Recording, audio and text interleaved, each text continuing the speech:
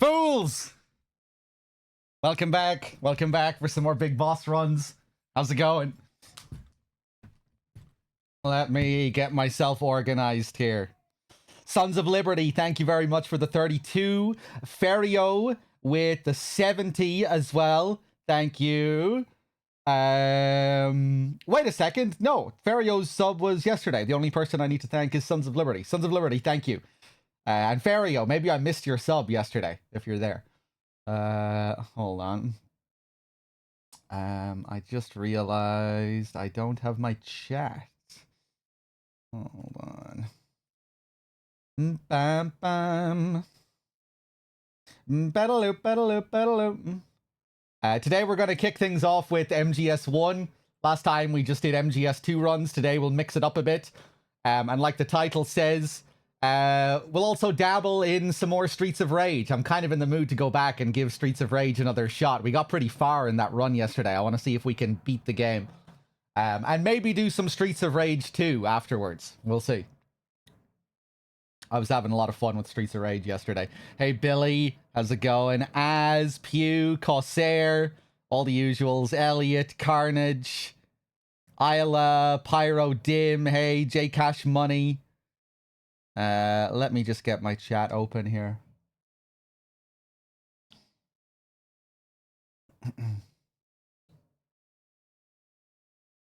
There we go. Bam, bam. Bataloop, bataloop, bataloop.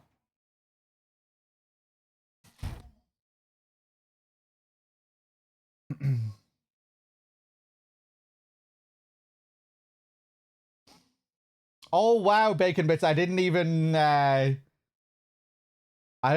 they released that game yet.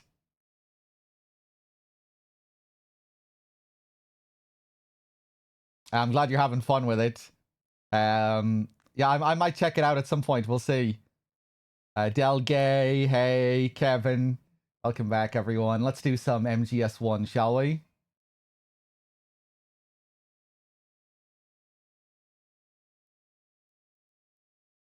Hold on. I would imagine so, Bacon Bits, yeah.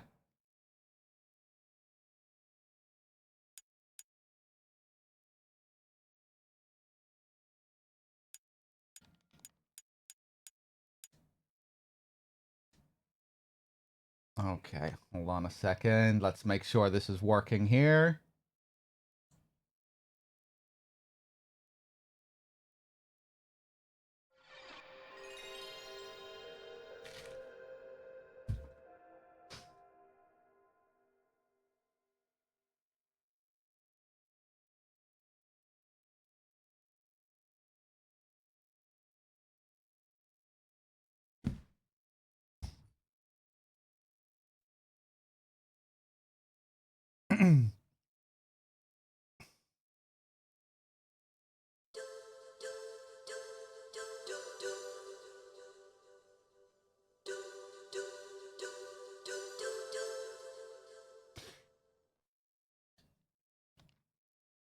Most of the key members that were involved with the creation of Disco Elysium, like the lead writers, artists, they are no longer at the company anymore. And they've lost the rights to the IP as well. So yeah, the development team has split, and the old members are now making another game. They have their own studio. I think 3 different studios now have formed out of the split of Zaum. Yeah, it's a whole drama. And like someone said there in chat, there's like loads of documentaries and stuff about it on YouTube if you're interested. And No Clip recently did a huge documentary on it. It's like a 5 or 6 part documentary.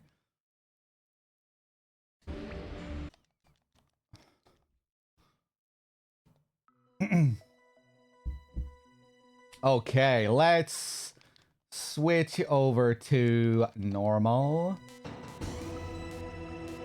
Let's do it, and let's practice some MGS 1. Let's see if we can get past these damn elevator fights. Let's see if we can get to the late game, which is often a struggle for me. Hey, Gooch. How's it going?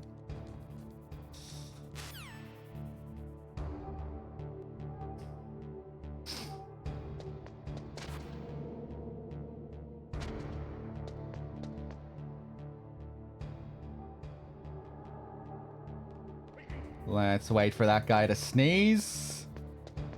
You're at work, Gooch? What was that noise? Carmela.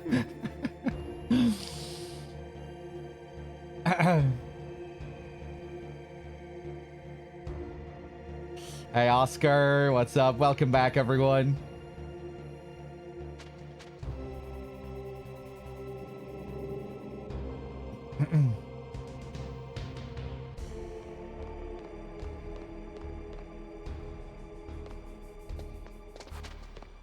Ho! And now we chill until the elevator gets here.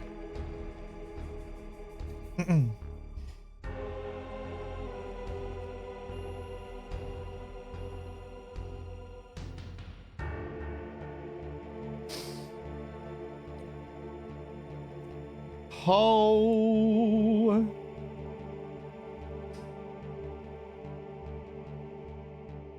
Bam bam bam ba bam bam. Alsair X2 Mercian, welcome back, everyone. I'm looking forward to playing some Streets of Rage again later. I said yesterday I wasn't sure if I'd actually played Streets of Rage 2 as a kid. I definitely did. I booted it up last night for a few minutes. I love the new character in Streets of Rage 2, Skate, the kid. He's a lot of fun.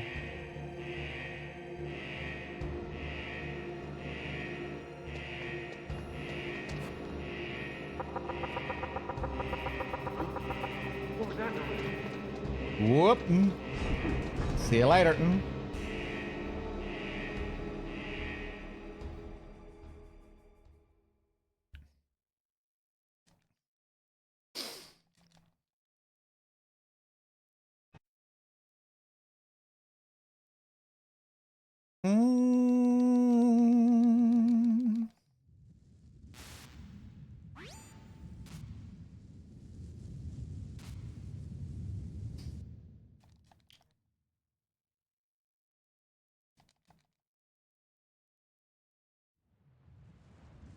Now we skip all this crap.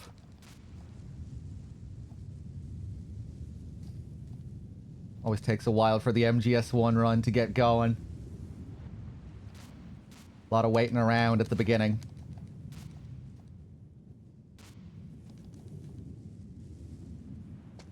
Here we go. We wait for this searchlight to move. Grab the chaff. Whoop. A surveillance camera?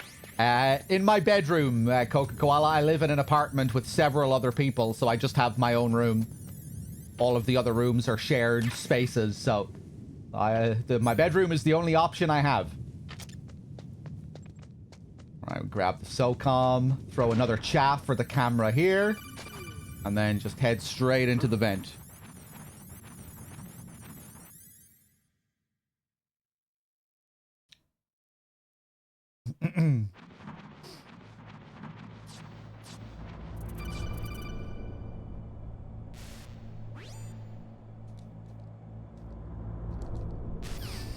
Hello, Zoinks. You little prick. How's it going?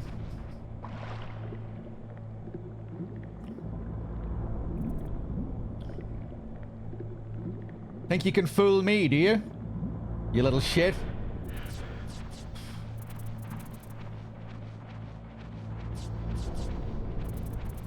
You thought you got away with your antics yesterday without me knowing? You didn't think I'd find out?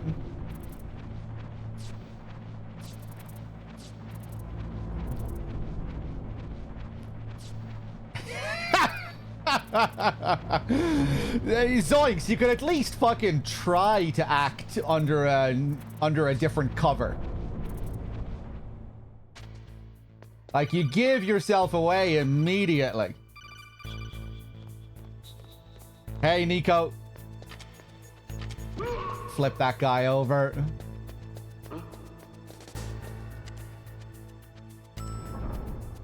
Open up this elevator door. Grab some more ammo. And down to B1. Good to see you, Nico.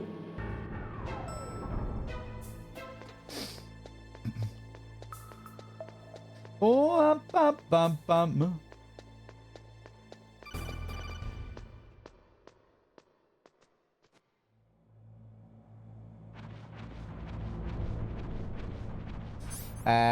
We have 24 rounds. We can just keep going here. Freeman. Mapaz. Is this going to be all the Metal Gear games? No.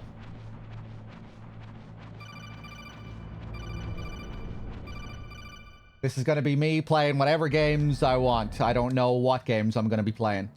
I'm going to start off with an MGS 1 run. If I fail the run early, maybe I'll switch and play MGS 2. Maybe I'll restart and do another MGS 1 run. Maybe I'll do a 3 run. Probably not. If I play 4, it might just be like an Act 1 practice session. We'll see how it goes. And at some point, we're going to switch and play some Streets of Rage. And I don't know when that's going to happen either. Whenever I feel like it.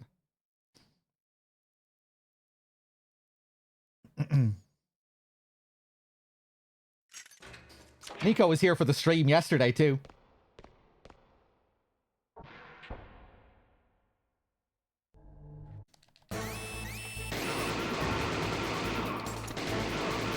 Nice. What are you waiting for? Shoot! Don't talk to me like a rookie. I'm telling you, shoot!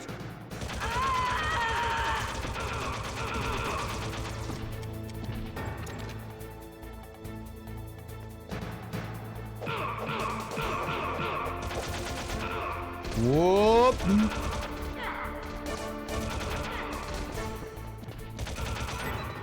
Fuck.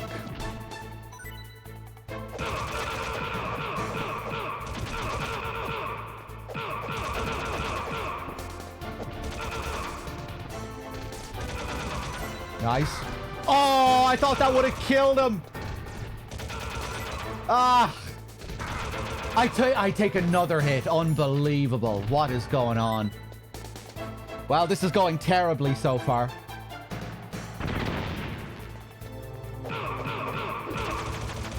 Nice. Let's use our ration before we beat the guard rush.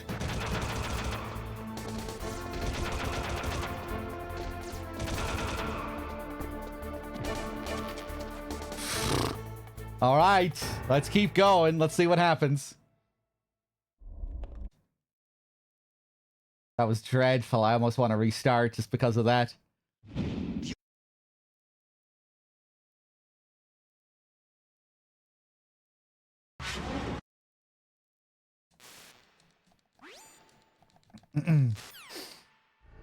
Metal Slug 3? We should do some Metal Slug 3 co-op at some point.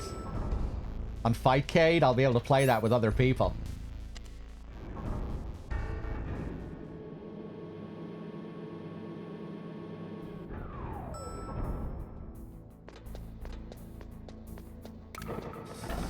That was great playing Streets of Rage again. Yesterday, got me in the mood for more of it today. Such an amazing aesthetic that game has. The vibe.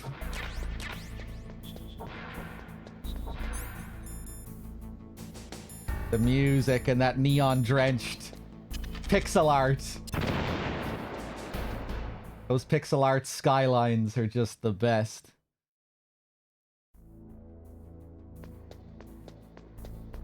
Can't wait to revisit the second game as well. You know, I'm not sure if I ever finished Streets of Rage 2. I definitely finished 1 as a kid. Probably more than once. I remember playing 2 quite a bit, but I'm not sure if I ever actually finished 2. I forgot to equip the ration. Let's do it.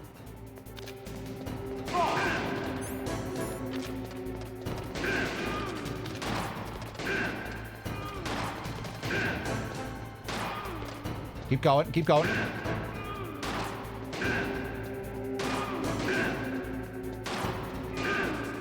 I love the reload.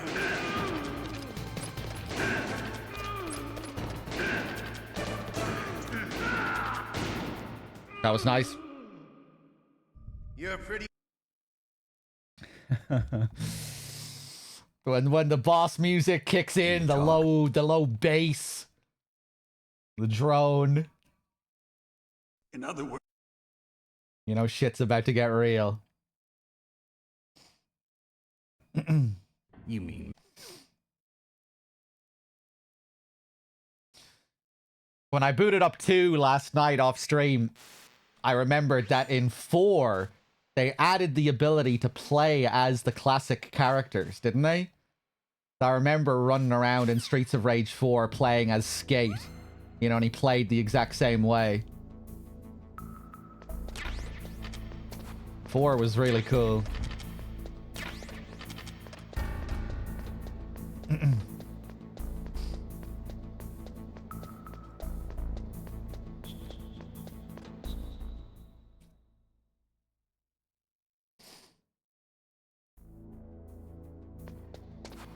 Pop. What was that noise? Knock on the wall to bring him down.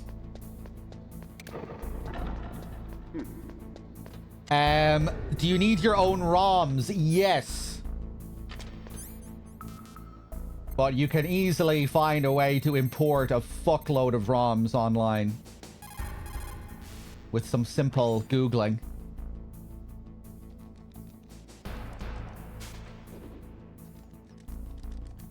The whole process for setting up Fightcade is extremely easy.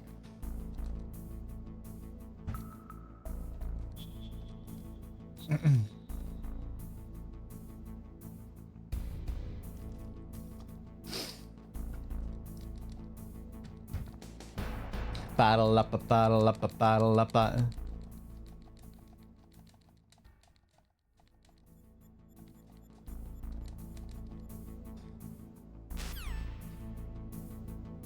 Okay, up to the first floor.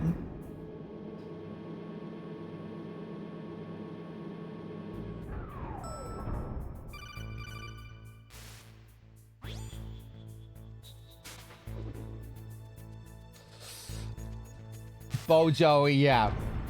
That's the way most people do it.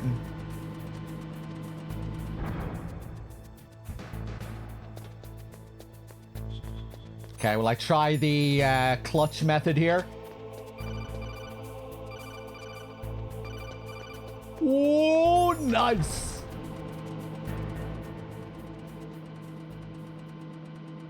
That's how it's done. No waiting around for lasers. Really slick. There's one moment there where you can just run through all of them.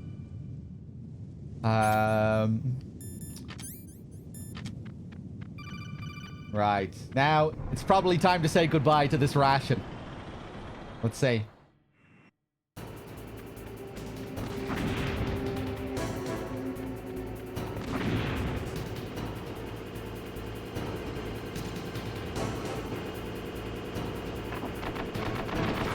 Nah, it's very close.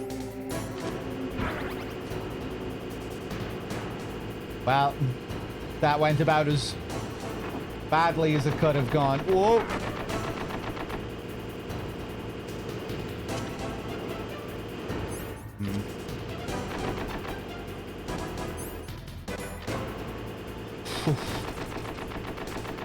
Ah, look at this fucking chaos. Lucky I didn't set off the claymore. Oh, get away from me, man!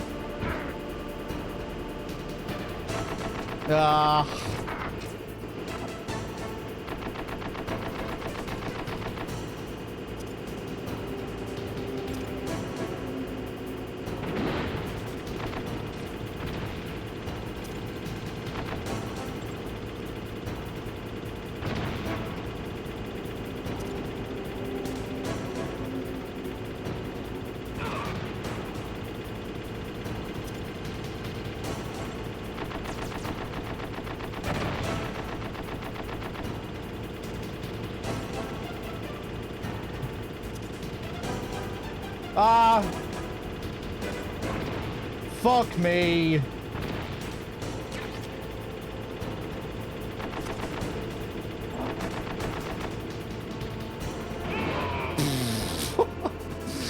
Okay. See how you like this. Ah!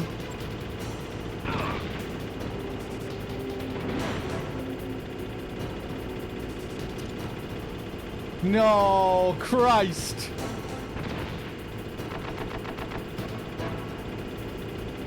What a disaster.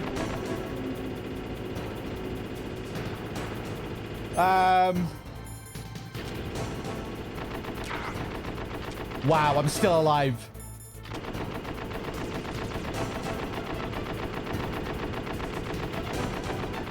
Oh my God! Wow, he just didn't stop that time.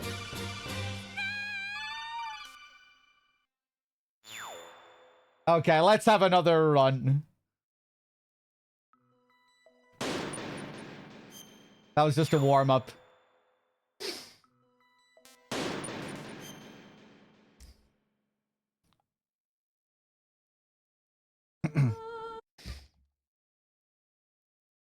Man, if you fuck up that first grenade throw, it can go south fast. The goal is to take out the treads immediately, so you can slow them down. If you take out the treads twice, you significantly slow them down, and then your job is a lot easier.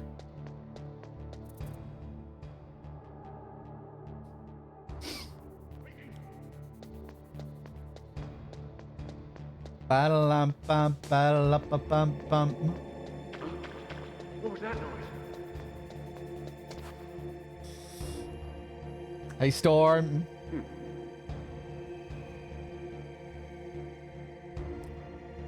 This fucking intro. This is why I sometimes just move on to another game after failing an MGS1 run. So boring waiting around at the start.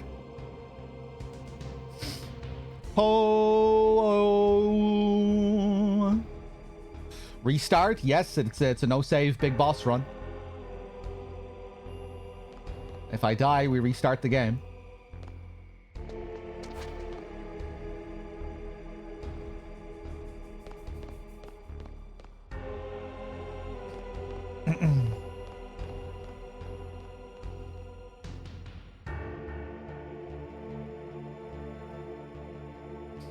Cheers for the 23, Kang.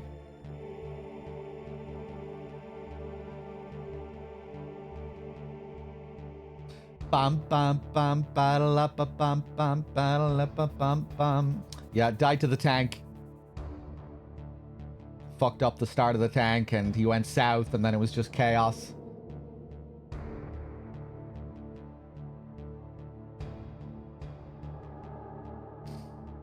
I need to use the analog more when I'm fighting the tank, especially if it starts to go bad.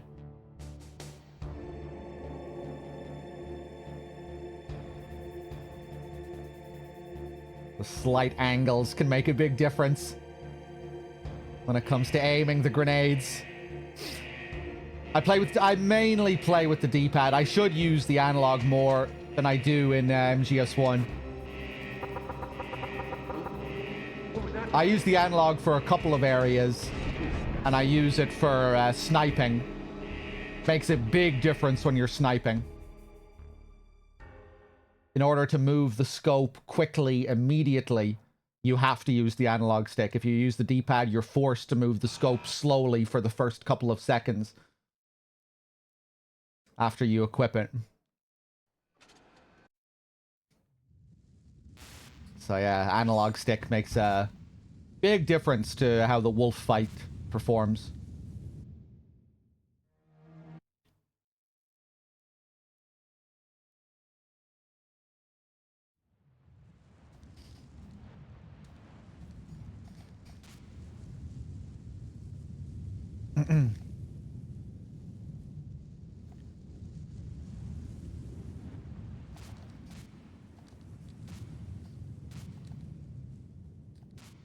In my stomach.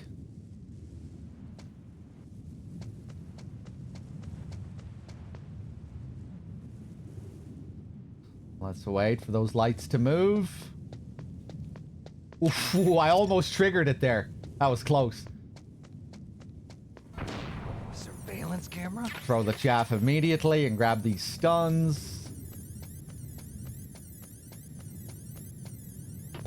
Grab the SOCOM. Toss another chaff for the second camera down here. And into the vent. Huh? That guy wakes up when we run through him, but we're already in the vent. He'll never suspect a thing.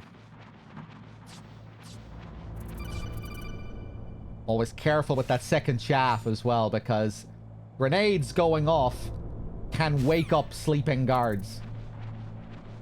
Which is a nice little touch. Even chaff grenades.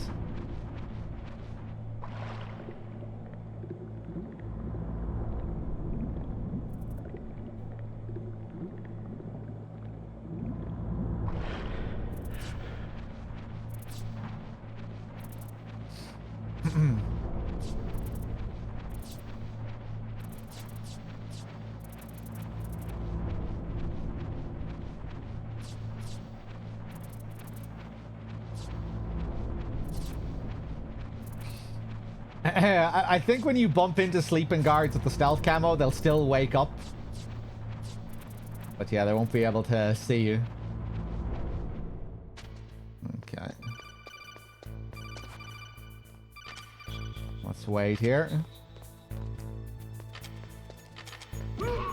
Ooh, I felt like I was gonna fuck that up. Sometimes I fuck that up. Wait for this guy to move.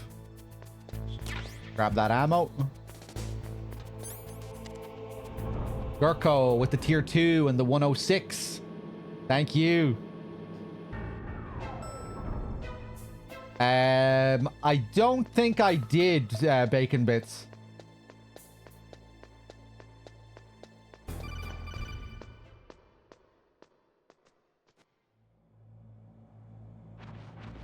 What are the animations that are missing?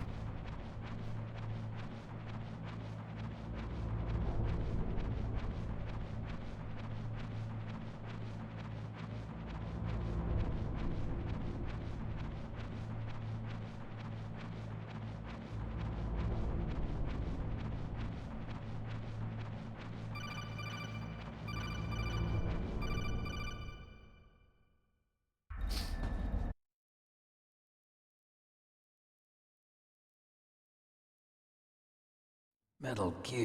Metal Gear.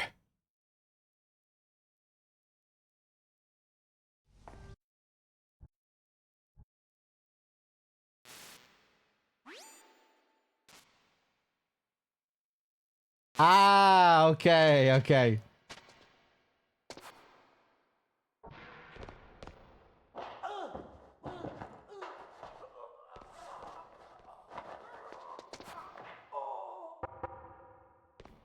Look at these walls. Look at these lickable walls.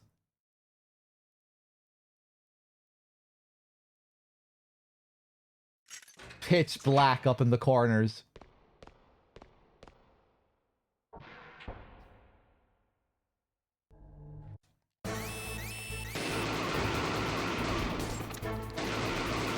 Ooh, very close to taking a hit there. What are you waiting for? Shoot! Don't talk to me like a rookie. I'm telling you, shoot!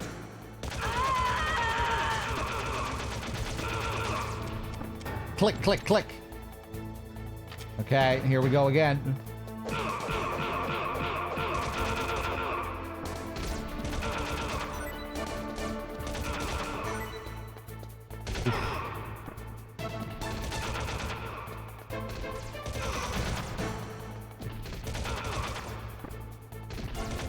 Oh, the way he shifted his focus there to me.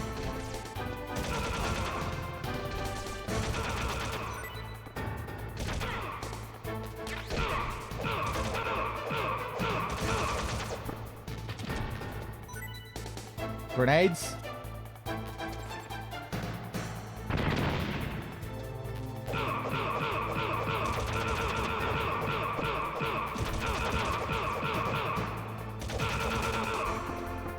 Nice.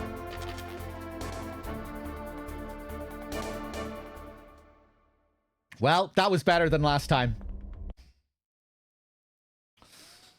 Big boss run is no killing. 25 kills max. You're forced to kill certain enemies in this. You've no trank gun. But, yeah, there I was trying to minimize the amount of kills, letting Meryl do most of the work.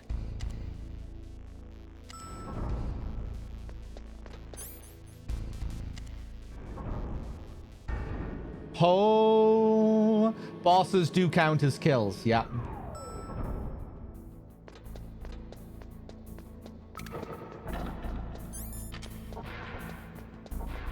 And there are guards that we have to kill later.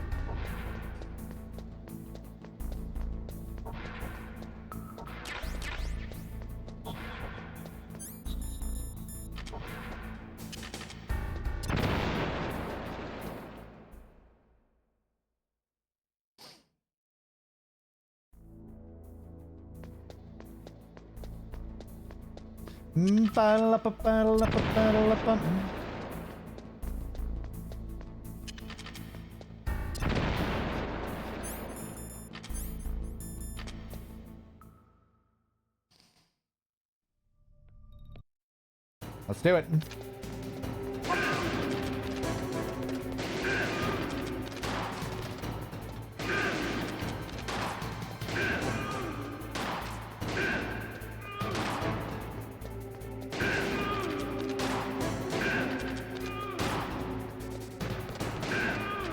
I love the reload.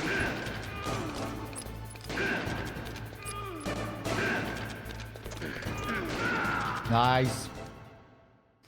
Another good ocelot. You're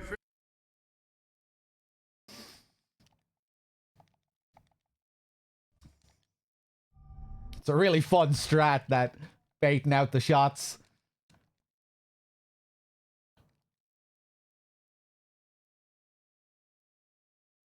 You mean metal. You mean Metal Gear. Hey, Martian.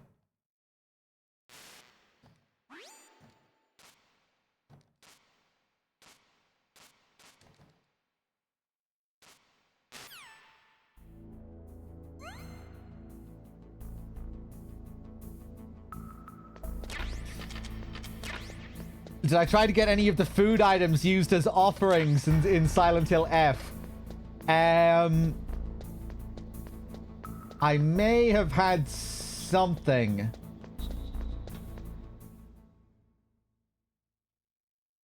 That was similar. What was that noise? I'm trying to remember now.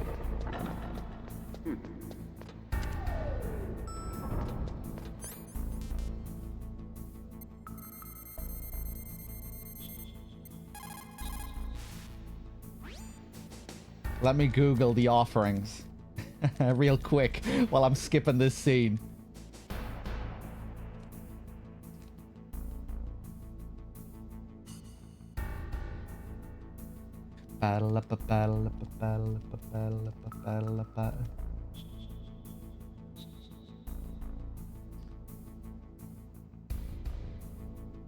Reject.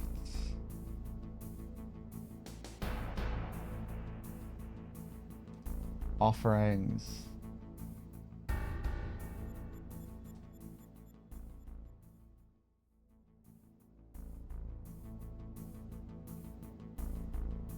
I don't think I did, unfortunately.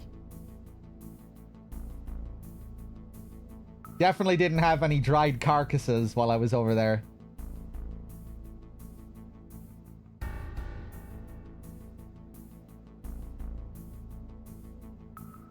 Hold on.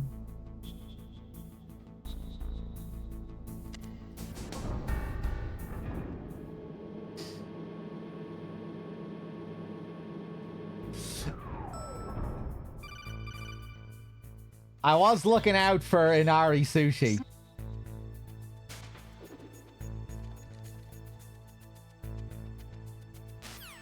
Bum bum ba-dum.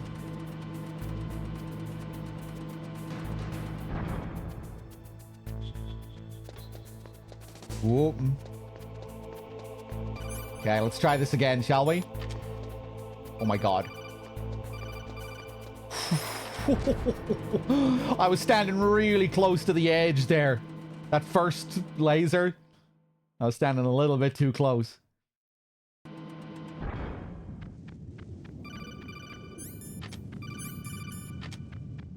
Alright, let's see if we can do this.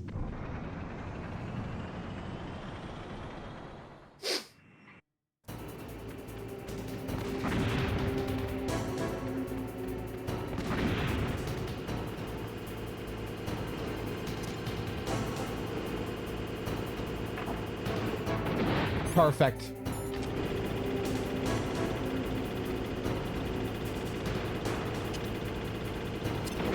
There we go.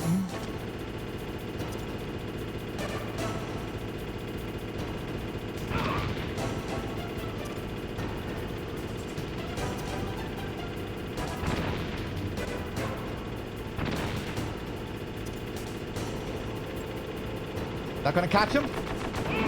Yeah.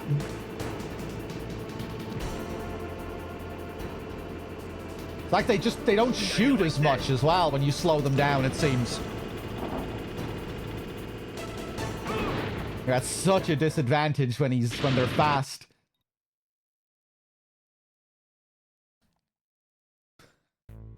Nice. Perfect.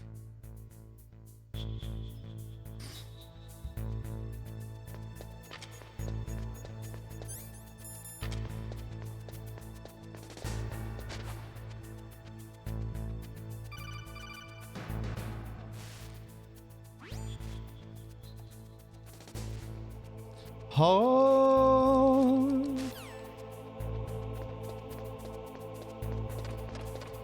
Oh.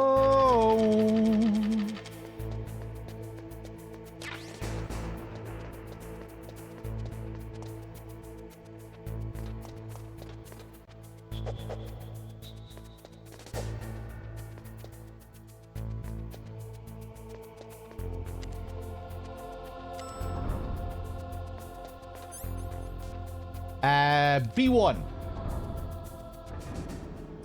Next, we want to get the Nikita. We're just going to run straight down with card 3 into this big room. Get the Nikita here. Wait for this guy to pass.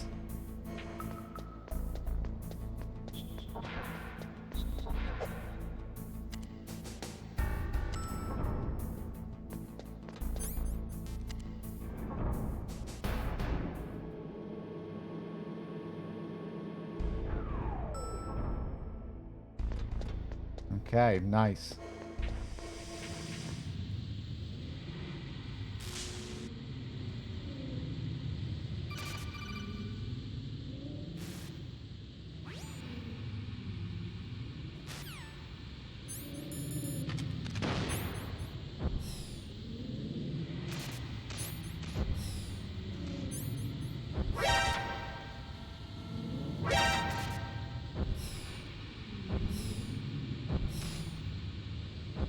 Oh.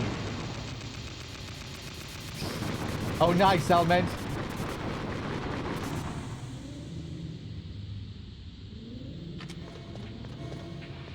Grab the FAMAS real quick in here. We could have picked that up earlier in the armory, but it would have been slower. We're trying to stay fast here. Hey, George.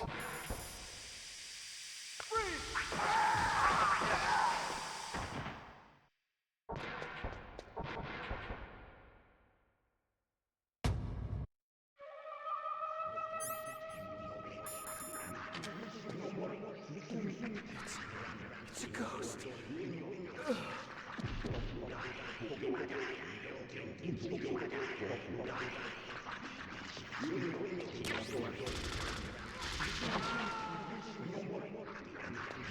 Takayama.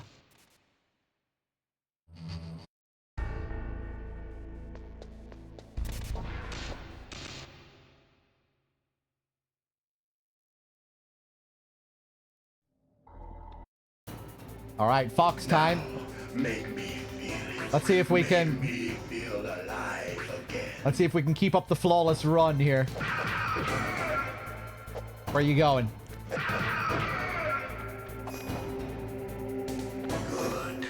Now we can fight as warriors. Hand to hand. It is the basis of all combat. Only a fool trusts his life to a weapon. Ram pam pa ram pam.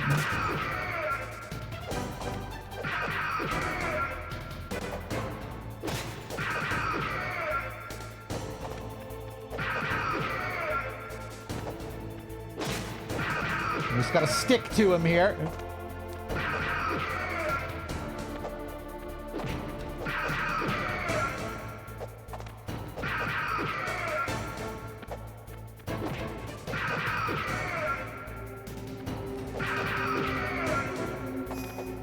Nice. That's good, Snake. Hurry up and catch me. Hey, Mei-Ling. No, let's crouch. Whoop. I'm here, Snake. Let's crouch again, bait him out. Whoop.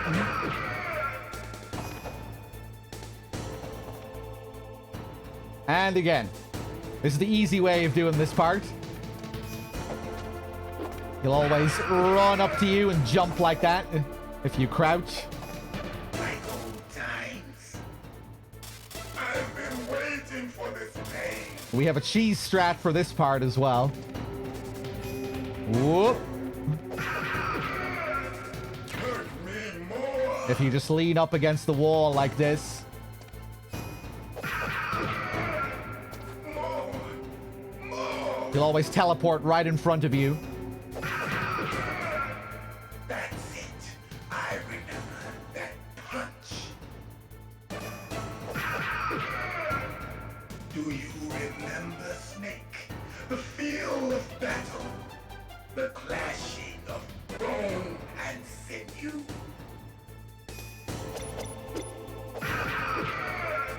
That's good, Snake. And Naomi does have a unique call here, yeah.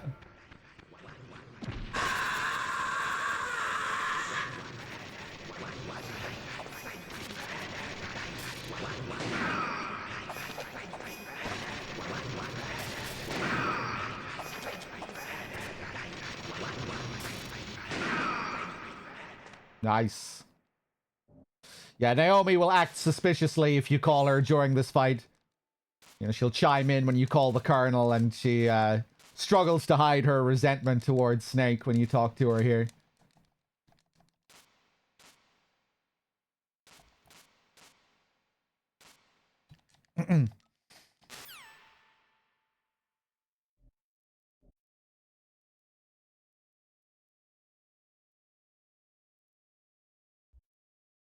Okay, nice. The flawless run continues. Mantis up next.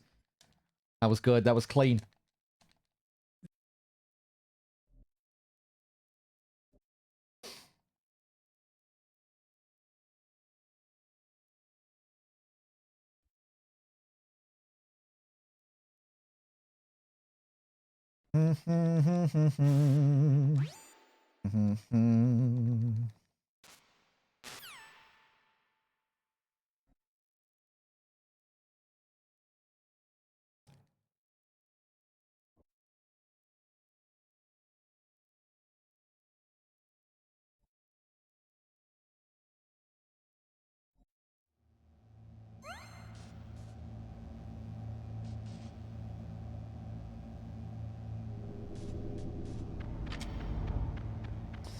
Yeah, push to talk, I think. Press to talk, whichever you like.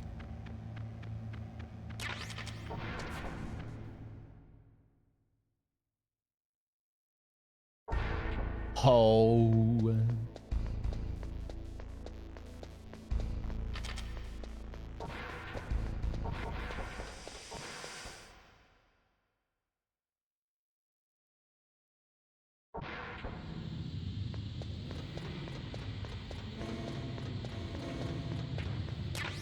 Grab those stun grenades.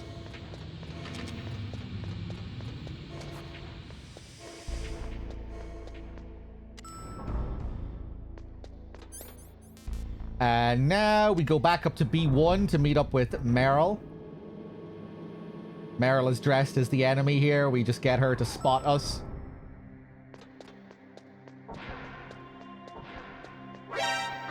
Like so. Now we follow her to the bathroom after we grab the cardboard box. Don't move.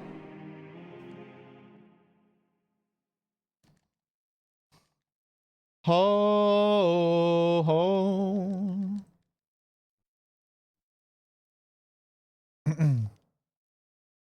Okay, let's go. I know this place better than you. I'll be point man. Follow me.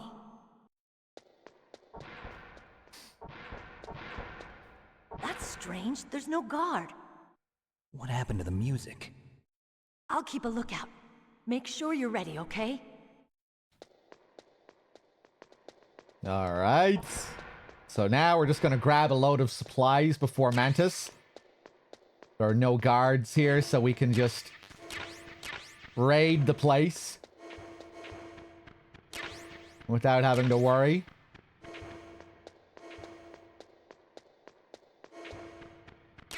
Get some diazepam for Sniper Wolf later.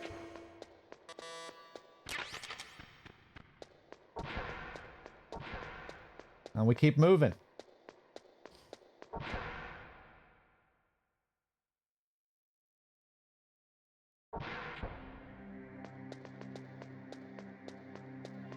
Ho! My head. Oh, it hurt. Are you okay? Come on, Mr. Foxhound. The commander is waiting.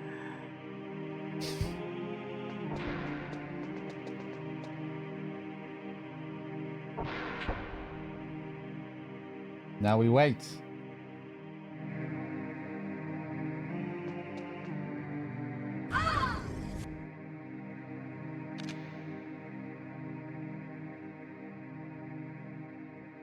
Looks like you've been having fun in Ireland, Mei-Ling.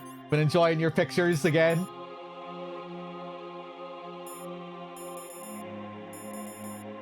Hope you had fun with your falconry. Whoop. Throw a stun here. Ho, ho.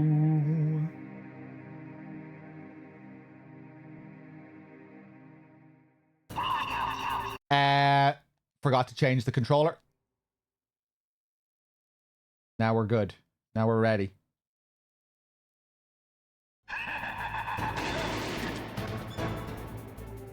We use first person to track his position.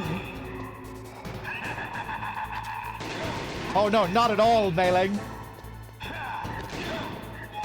Feel free to post all of your updates. I like seeing it.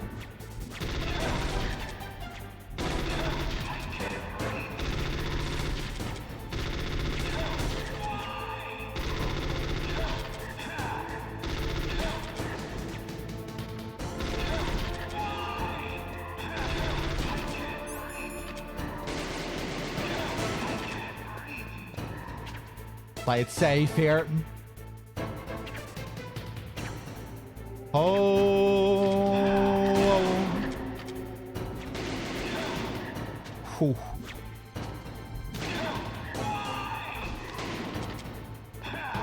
Over here.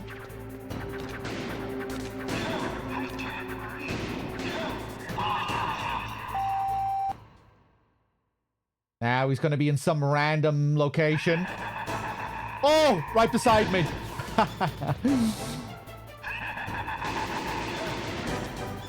Now where are you going? I love this first person mechanic. Whoa.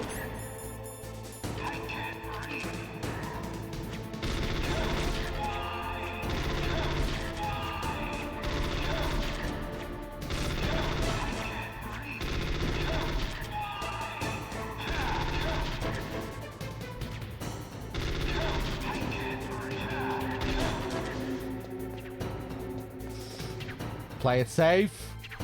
Really gotta wear him down.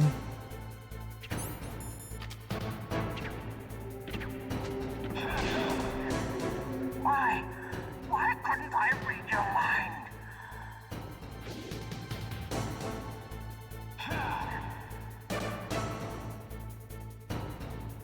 Next phase. Here, we're just gonna keep choking Meryl. And shooting him with every choke.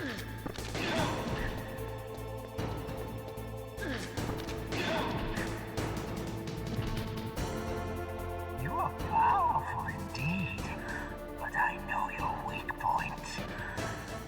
Meryl, stand right where he can see you and blow your brains out. Stop! Meryl!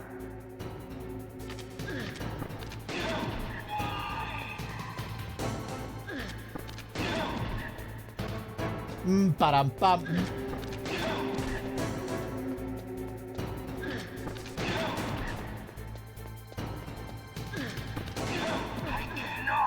It cannot be! No! Have you been eating out in restaurants much, Mei-Ling? Can be fairly hit or miss eating out in Ireland. You know, if you're just randomly choosing places.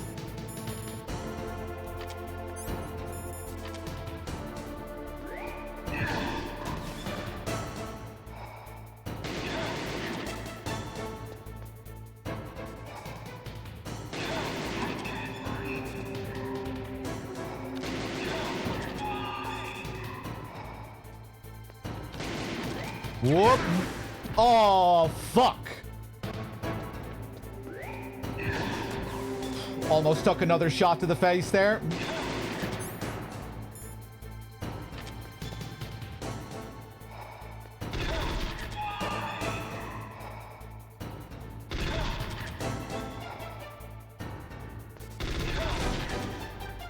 Ba-dum-bum. Ba-dum-bum.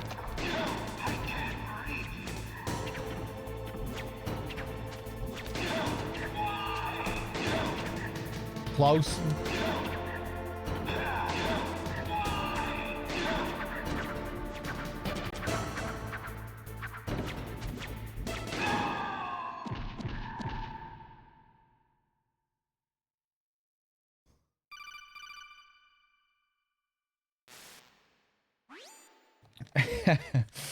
That's good, Mei-Ling. I'm glad you've been eating some good food.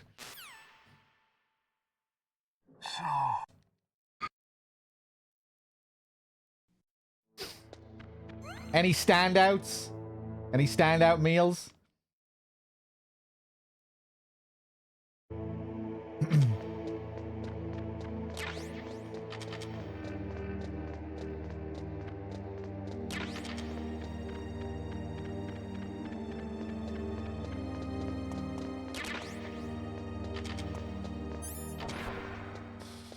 You can find a lot of good restaurants in Ireland, but there's a lot of garbage as well. But I suppose it's the same anywhere.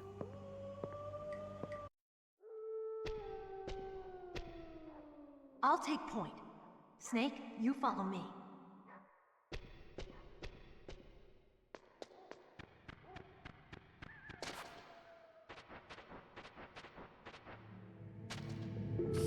Fatix, cheers.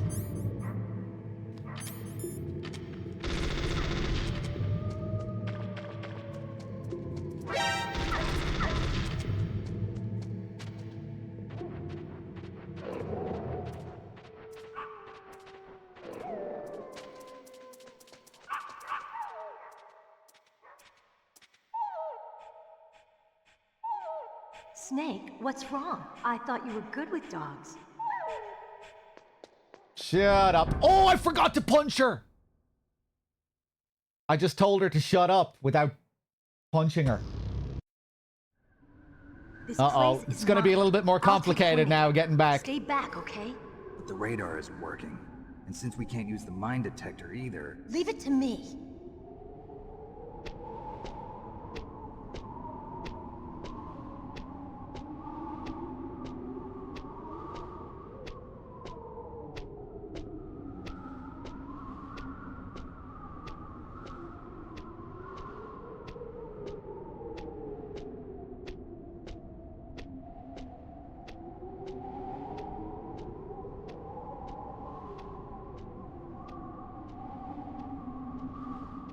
Now we wait. So, what do you think? Pretty good, huh? How did you know where the mines were? It sounds weird, but when Mantis dove into my mind, I was able to see where the mines were placed. Are you impressed? Well, a little bit. Only a little? Yes.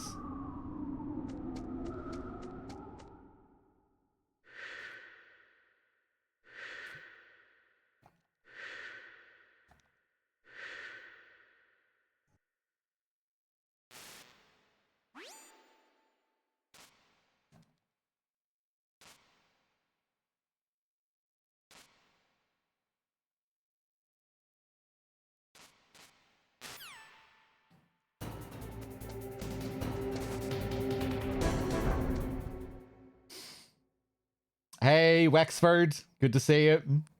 You're at the gym?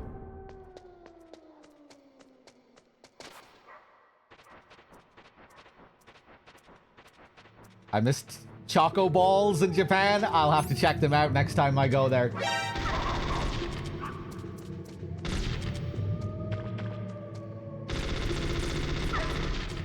Oh, Jesus.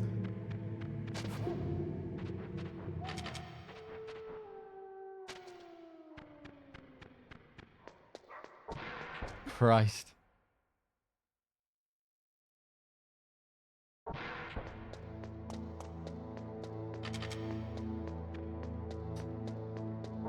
Ho.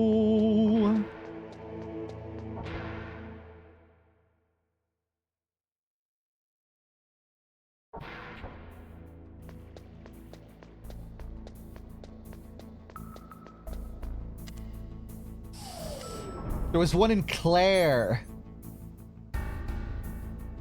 That's like a farm to table called Bartra. It was kind of like a Michelin without the star. We got a tour of the garden that harvested many of the ingredients. Oh wow! So you really you sought out a really good place to go. Also in Belfast, you went to Red Panda for some, in your opinion, way better authentic Chinese than you've eaten on the East Coast. Okay, good stuff.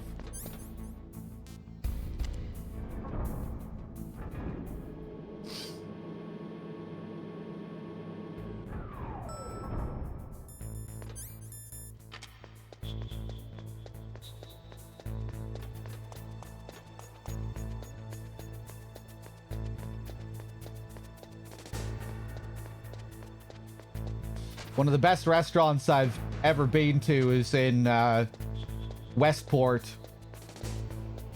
in Mayo. It's a place called Savoir Faire. Really, really good food. Like, he mixes up his menu every week. You never know what you're gonna get in there, but it's always like premium stuff.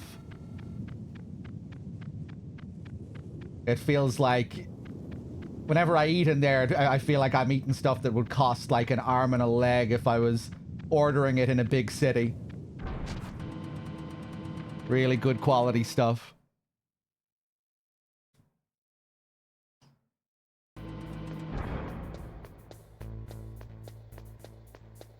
All right, back to B2.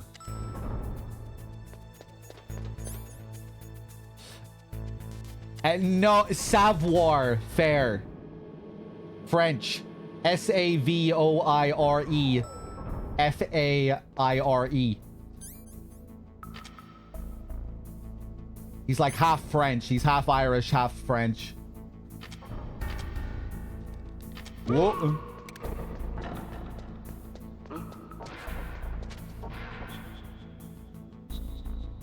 Whoa.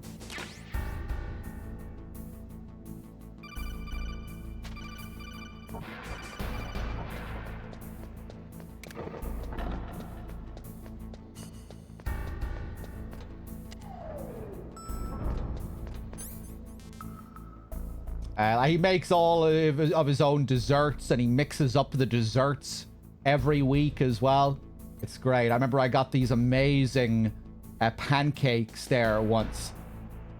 It was like a big stack of what looked like about 30 different pancakes on top of each other. But it would like melt in your mouth. They were all, each pancake was like extremely thin. Unbelievably thin. And you'd cut into a big chunk of like 30 pancakes with your knife and fork. And it would just melt.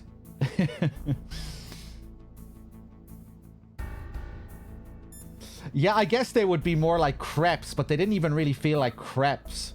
I've never eaten crepes that tasted like it either, but yeah, I guess it would be more. I guess a crepe cake would be the suitable term. Some kind of pancake cake, some kind of crepe cake. God, it was good though.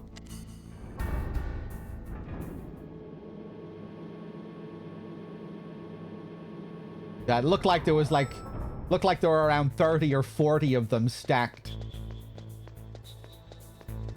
And, you know, it would look like it would be the most filling thing in the world to eat, but it was so easy to eat. But I was so light. Like, unbelievably light and unbelievably soft to cut through.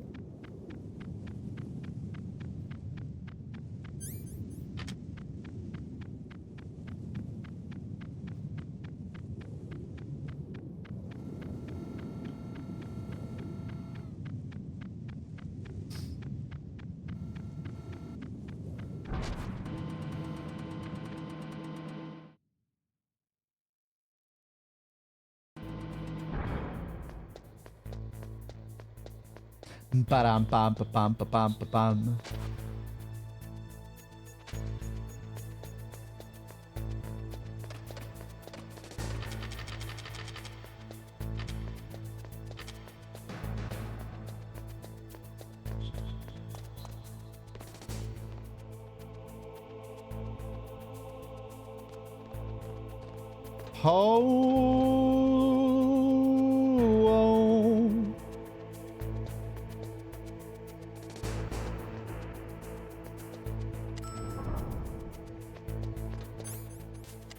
Alright, back to B1.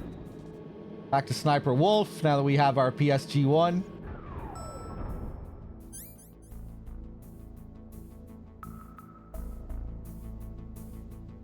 Half French, half Irish. Sounds like a man who's an absolute expert in butter.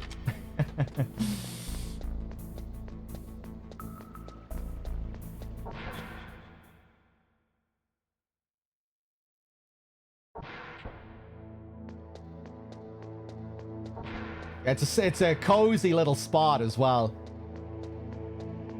There are only a few tables in there. And he doesn't do food at night. He only serves food throughout the day, throughout the evening.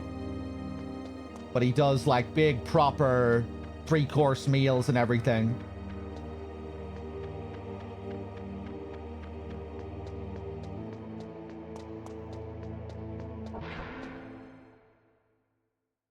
I think he makes his own bread as well and sells a lot of different types of breads. But yeah, one of the best restaurants I found in Ireland.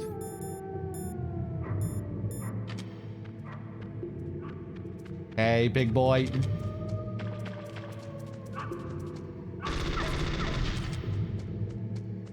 Now we're gonna go under here, get some more ammo.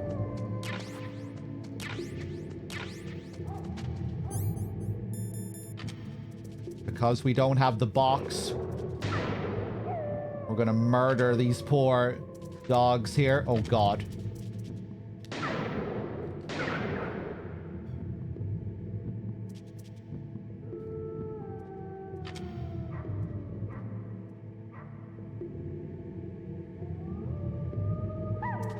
Okay, we're good. He isn't going to attack us, the little guy.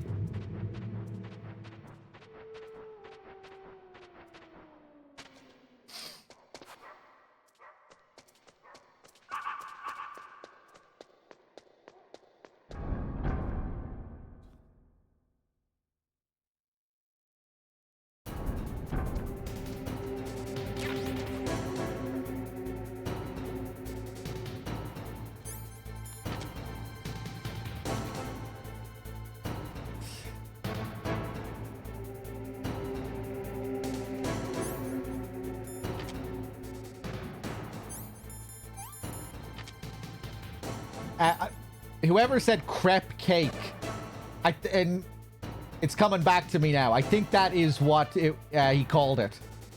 I think it was referred to as a crepe cake. God, it was good.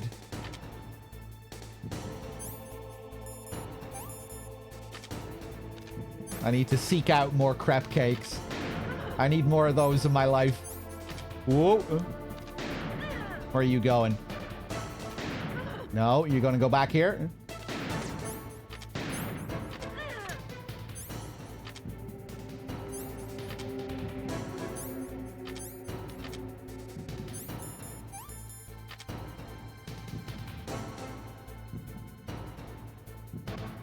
Gonna be as slimy as possible here.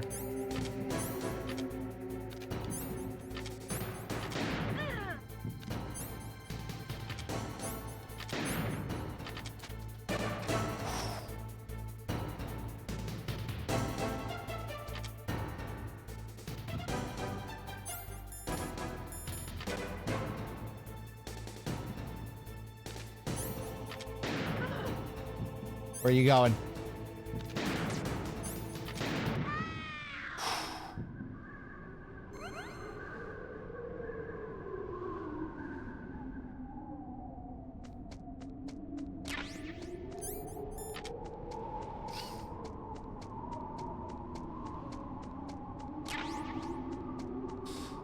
Okay. We made it past Wolf at least.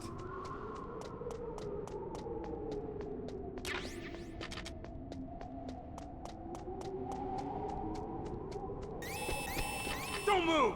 I don't think I'm allowed to save past broadcasts on the alternate channel unless I become an affiliate. Leave it to me. I want no more accidents like that, don't you? Yes, he's mine. Oh, can I? Yeah?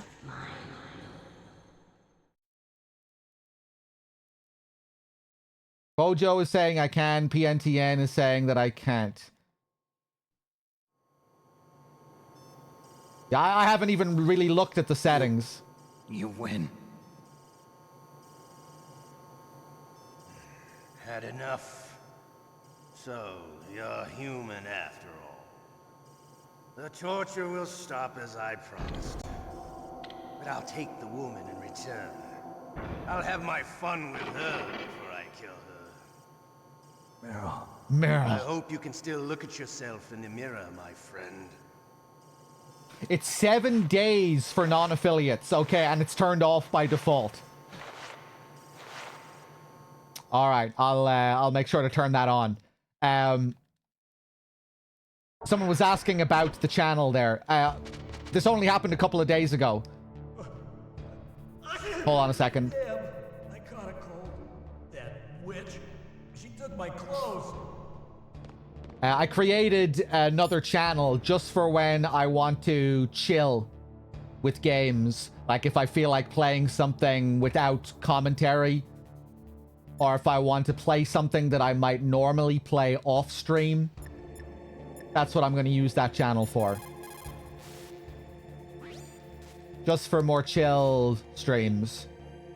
Like I might barely even use it. I really don't even know. But let's say I just want to sit in the practice room in Street Fighter 6 for a couple of hours practicing combos with Chun-Li. Like, that's the kind of shit I'd use that channel for.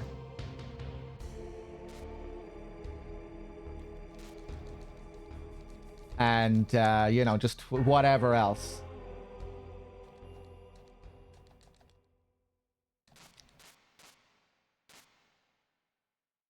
The name is The Big Ball Boy. Twitch.tv/The Big Ball Boy. Someone else was asking about my opinion on the 007 game. I don't think it's very good. I think it's mediocre. Mediocre at best.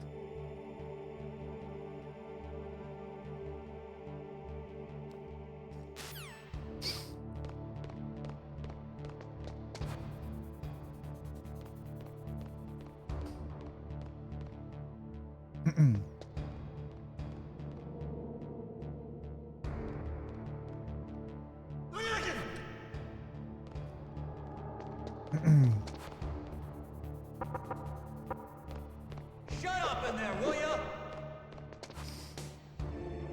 Below or over a 5? I don't really like rating games like that. I prefer to use my words instead of a number.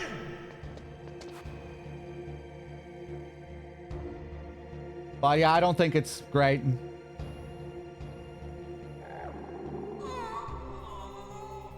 Oh, my stomach.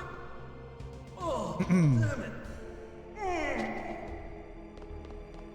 It's a game that really needed to be greater than the sum of its parts, because no one gameplay aspect or no one element really shines.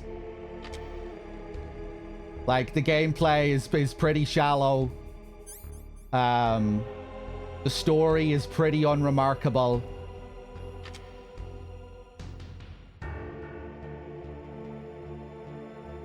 It has occasionally you'll get into a big fight and it'll feel good. Like, you're seeing all of the environmental destruction and all of the animations, and a lot of that stuff is very impressive, like some of the contextual stuff with the animations and the environment, when you're like slamming NPCs' heads into the table and shit. Like, you have moments where it'll like really appeal to your base level ape brain, you know, and it'll be like viscerally satisfying, but there isn't really much depth behind it, I don't think.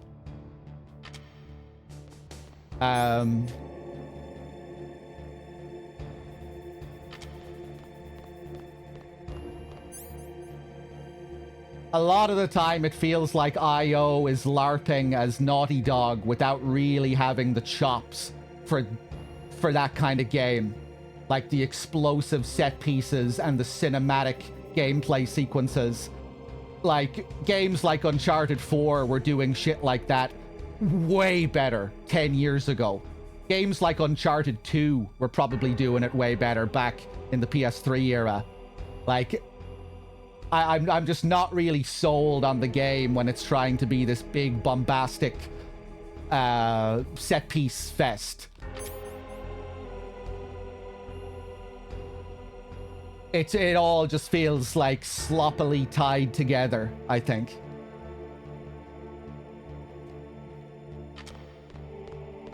Hey, I'm here. Where?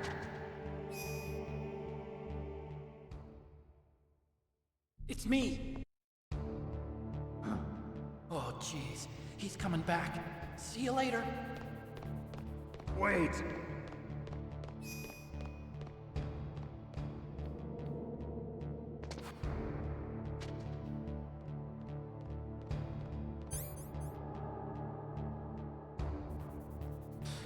I have this opinion because I couldn't handle brawlers in First Light for 40 hours straight? No.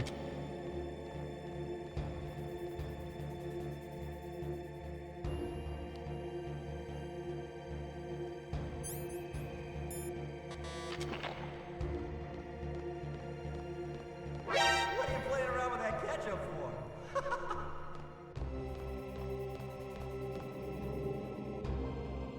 I completely fucked this up because I was focused on the conversation.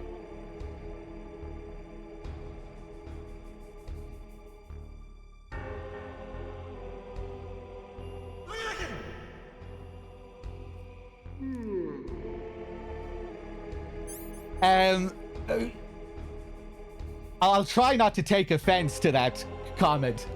You're just completely dismissing my opinion on all of these aspects of the game because I wasn't good at fighting one enemy type in the game until the end game. I mean, I still didn't have that much trouble, you know? Every now and then we'd run into a fight that I'd have to redo a few times. But it wasn't really that big of a deal.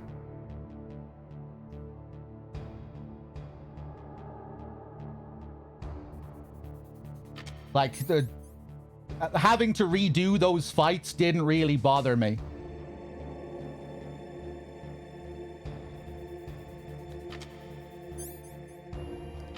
But like, even when I got to grips fully with the combat, you know, and I was engaging with the final fights in the game. It's still, you know, it got old fast.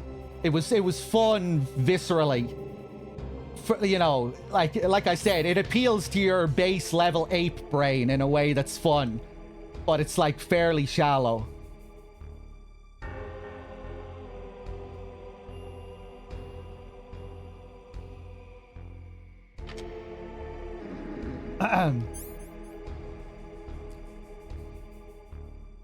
I wish I had made a death counter for how many times you died by being thrown around. All right.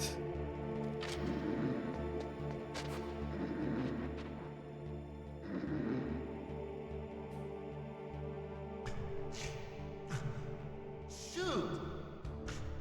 That cold medicine knocked me out. But it doesn't even work. I'm so sleepy. Maybe if I walk a little. Maybe if I walk a little. Huh? He's gone!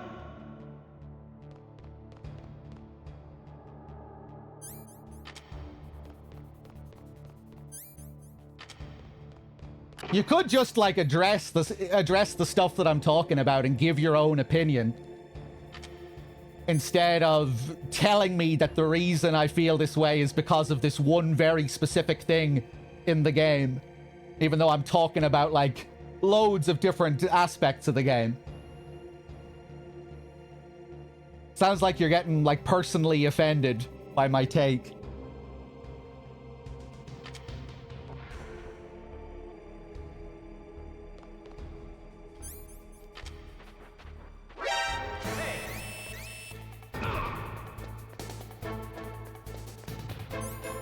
Or you are just taking the piss? I don't know.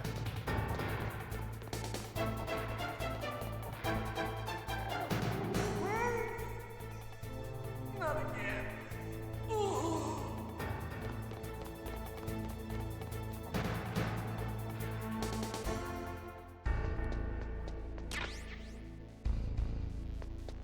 I'm a very different kind of gamer. Give me a fucking break.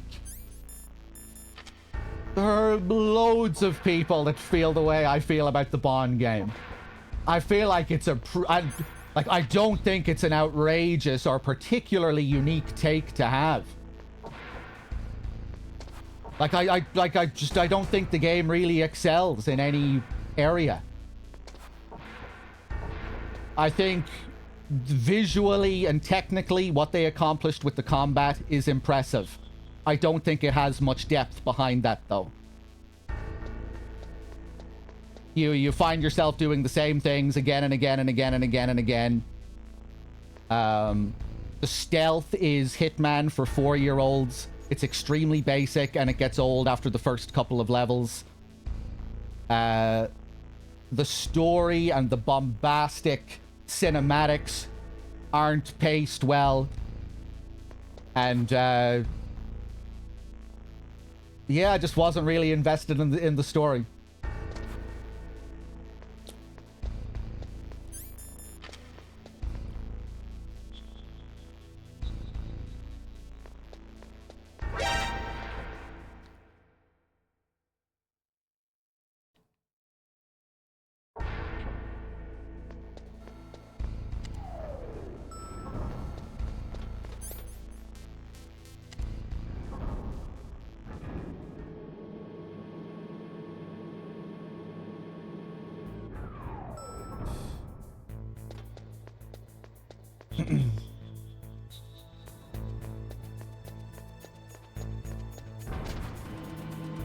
But I will also admit, I'm not really a Bond guy.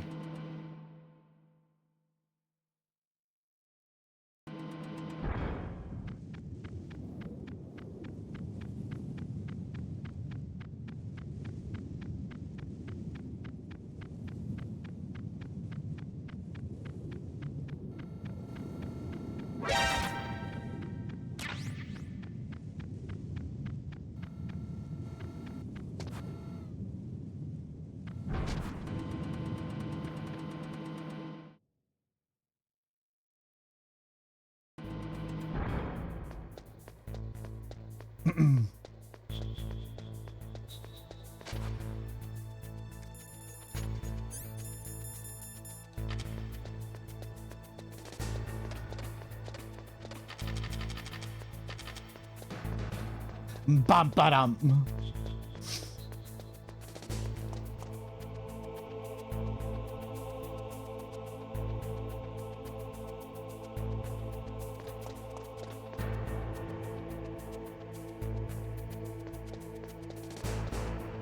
The only thing bothersome about dying to those brutes was that the loading screens.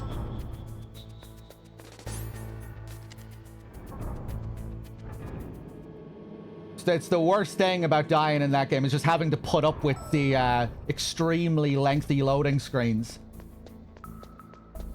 That's what really drags those parts out if you keep dying.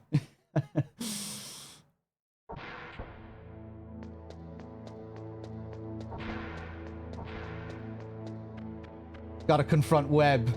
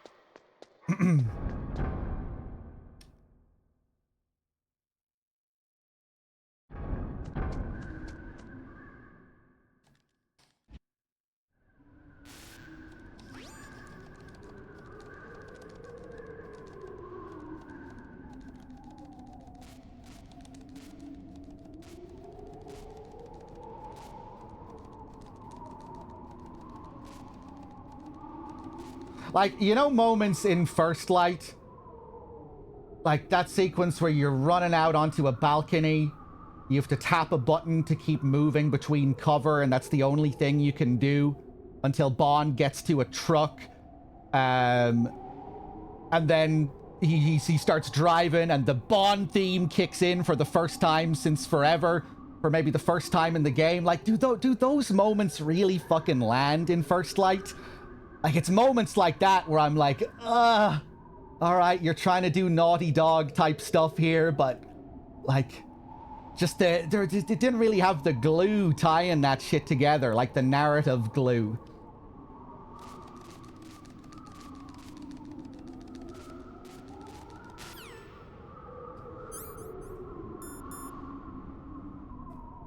It felt like, you know, it felt like Bond, it almost felt like Bond's quips were like plastering over the cracks in the game. Like, Bond just kept talking and kept yapping like everything was so cool and everything was like, oh yeah, we're moving on to the next thing and everything's so slick and so suave, and but it was like, oh, I don't know, man.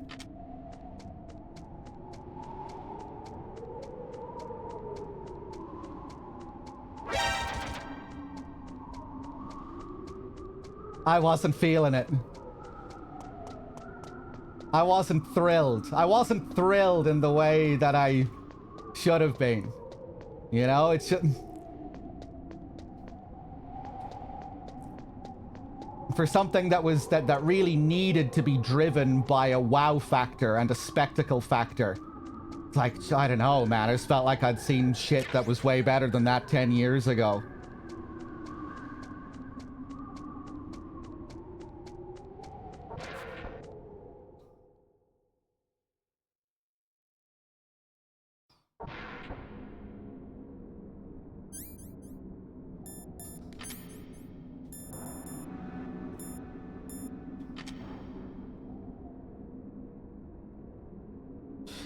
It did kind of get me in the mood to play Uncharted after it.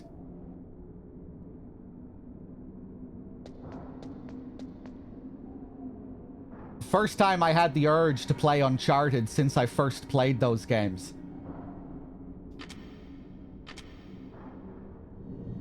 Same.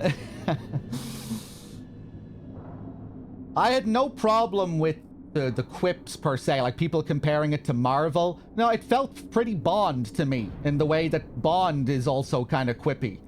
and it had a very distinctly English wit about it, which I would give the game props for. Like it had a pretty authentic use of language.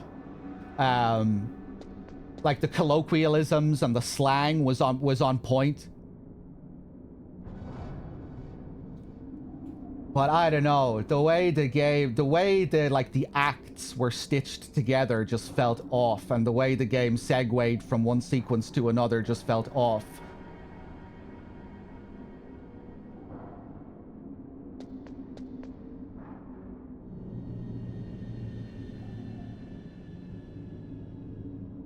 That moment after the second mission where you go back to, or instead of going back to Q's lab, you just randomly cut to a screen at Greenway's car to set up your tools for the next mission.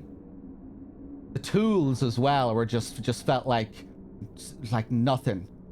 Like, was there anything exciting or cool about using the tools in that game? They were just a crutch that you would use every now and then when you couldn't find another way of going about what you needed to do.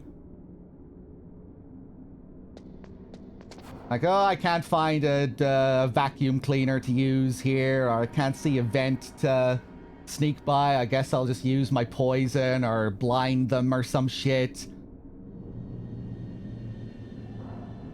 And like the animations were so bare as well. Like there was nothing really impressive about the animations. They just felt like, you know, just felt like you were triggering a hitman, or just a random hitman reaction from the guards. That, you know, you never really felt like you were really using cool gadgets in the game. I don't think.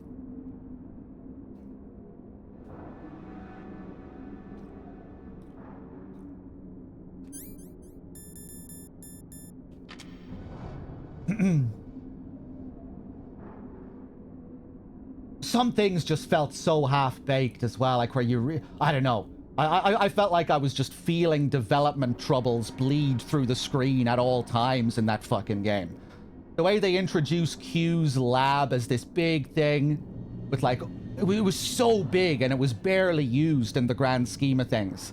You go back there after the first mission and then you barely see it again until the end game. It felt like something that was really designed to be returned to again and again and again and again over the course of the game. You know, and you'd be able to see all of the different people working on different projects in the different rooms, you know, where they were like testing all the gadgets and what have you. And that was cool at the beginning. But then by the time you got to the mid game, it felt like it was just something that had to be like scrapped due to development troubles.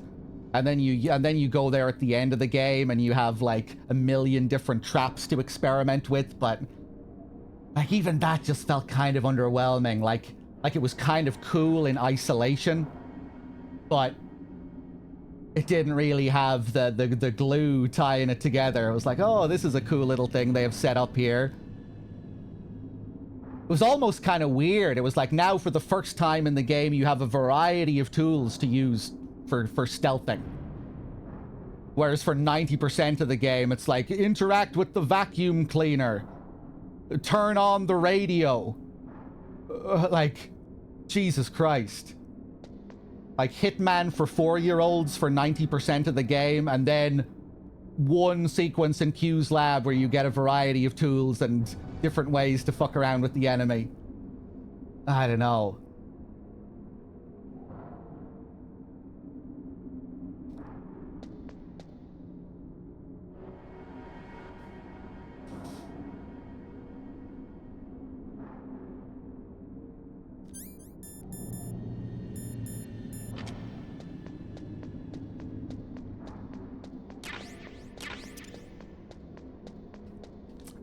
Fuck.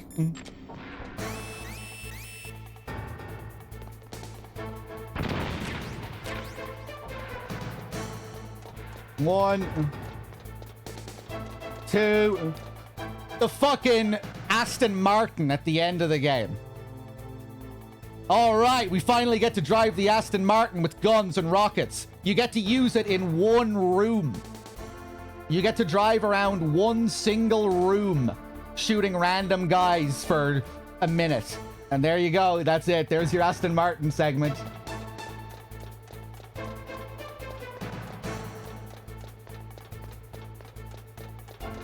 The bosses! Good God. Even on the highest difficulty. The first boss, you have to hit him 3 times, and you get a checkpoint after the second hit. Because God forbid you'd have to redo a 3-hit boss fight again.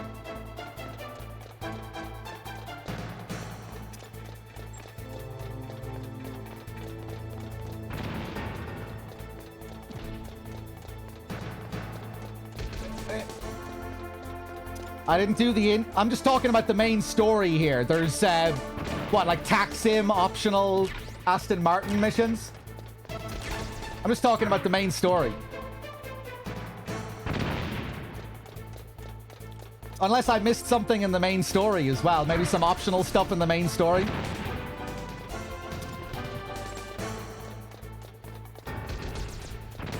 Again, none of this stuff would really bother me if the game was greater than the sum of its parts.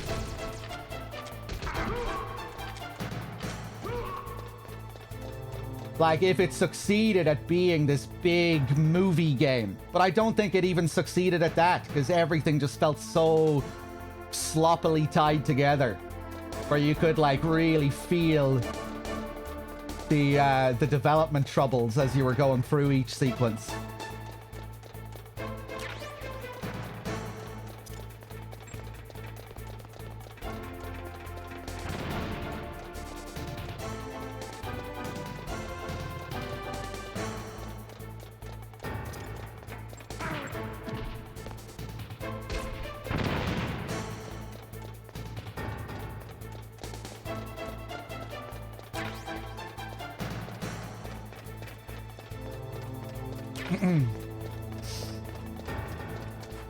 Oh my God.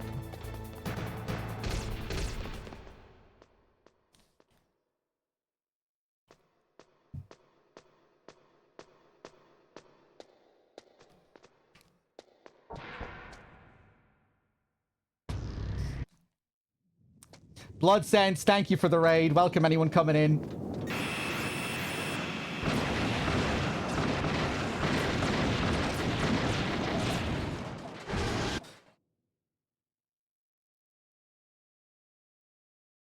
The tutorial was cool.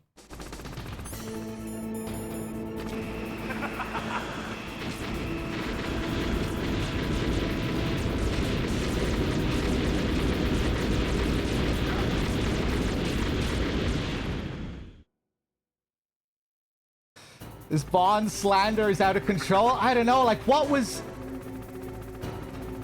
I'm just telling you how I felt about the game.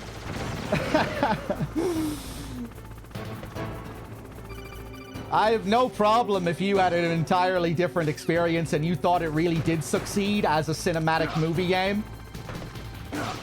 And I can easily understand why some people would have had a better experience with that part of the game, especially if you're more of a Bond fan. Like I said, I'm not a big Bond guy. You know?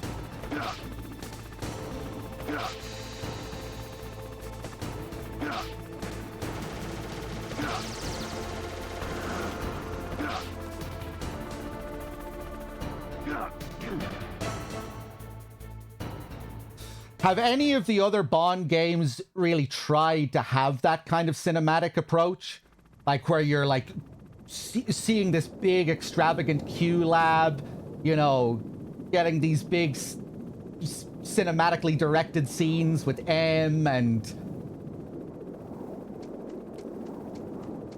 Like, I can definitely see that having a novelty to it, especially if you're a Bond fan. Like, really seeing a Bond movie come to life in that way.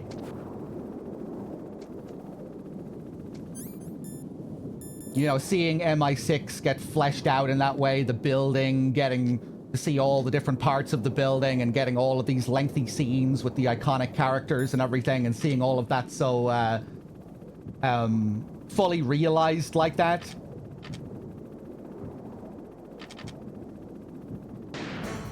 And I do think the start of the game was pretty effective in that way. Like the first couple of hours, narratively, was pretty cool. It really did have a cool flow and sense of momentum. even if it could still be disappointing gameplay-wise, like the club. Even the club at the start I have to complain about.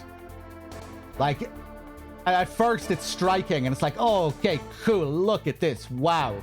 Look at what they're able to accomplish here with how alive the NPCs look on the dance floor.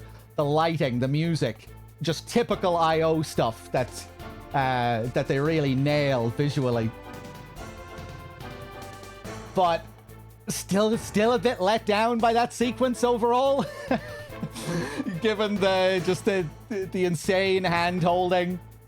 You get up to that second floor with that second dance floor area, and they don't even let you soak it in before they're whispering in your ear telling you to hurry the fuck up. That was a bizarre decision.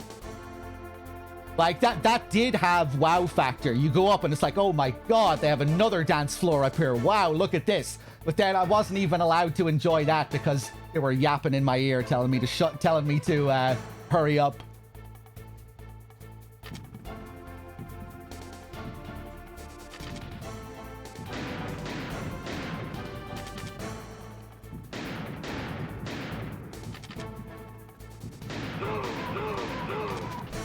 Dr. Sasso with the 68, thank you.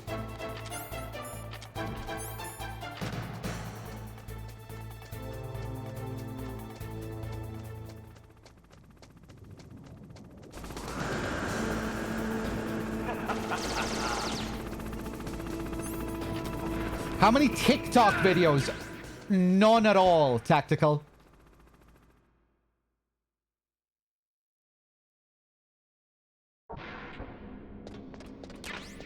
Like, I've seen the occasional TikTok video, I guess, like on Discord and stuff. I don't have TikTok. I don't use TikTok, and I never have. But, you know, I've seen the occasional video just online.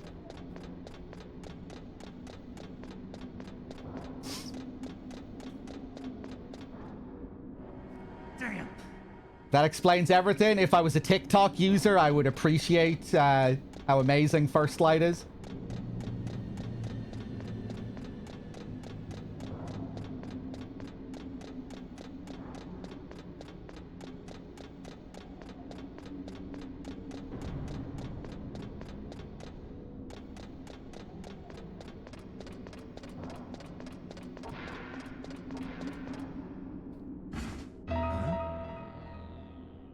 But yeah, even though I am still kind of critical of the club sequence, I thought those opening few hours were still really good. Once it got into the meat of the gameplay, though, and you started doing proper missions, it falls apart. Quick.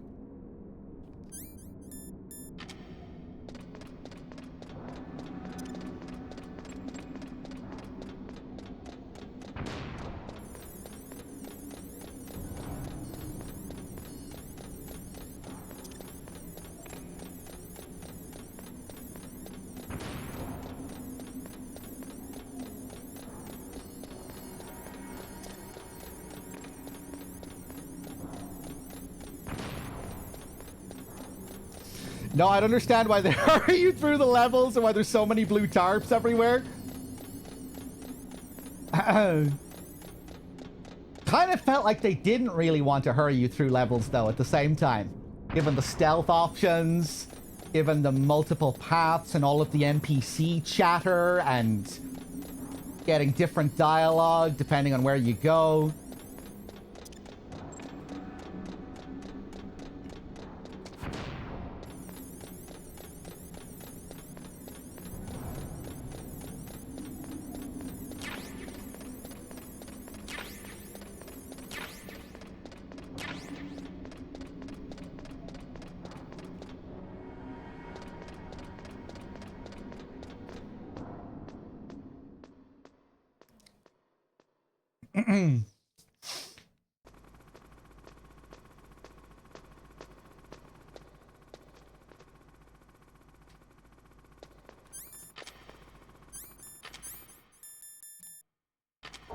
All right, let's fight this stinger.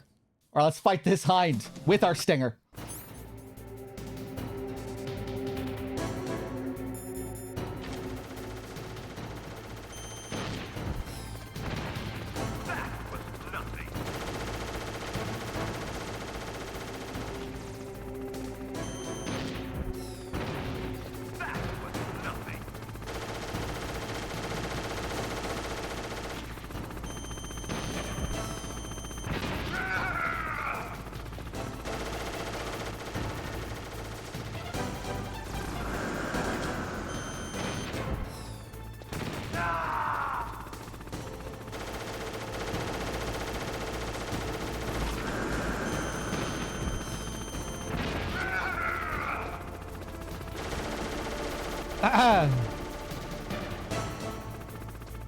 I wouldn't have went on this rant if it wasn't for tactical zigzagging, by the way.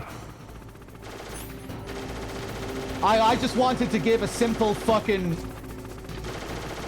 response. I didn't want to go ranting.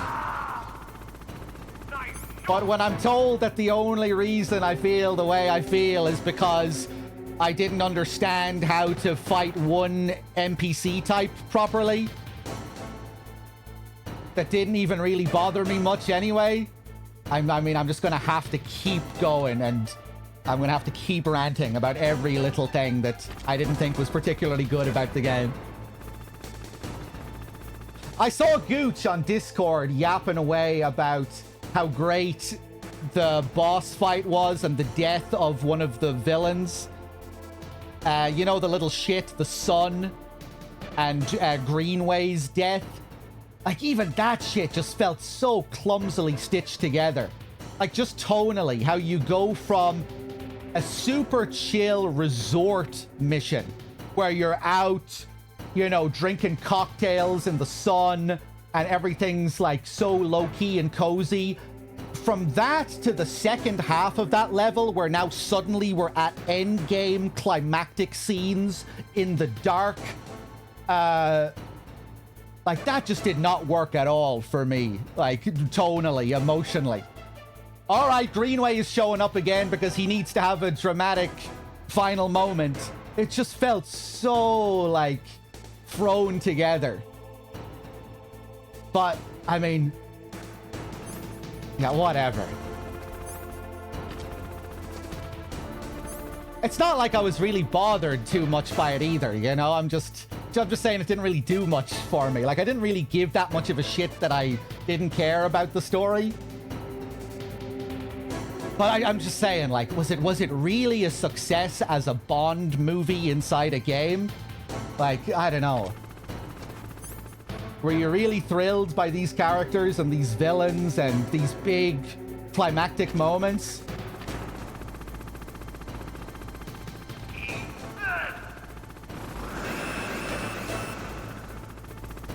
Gav was cool.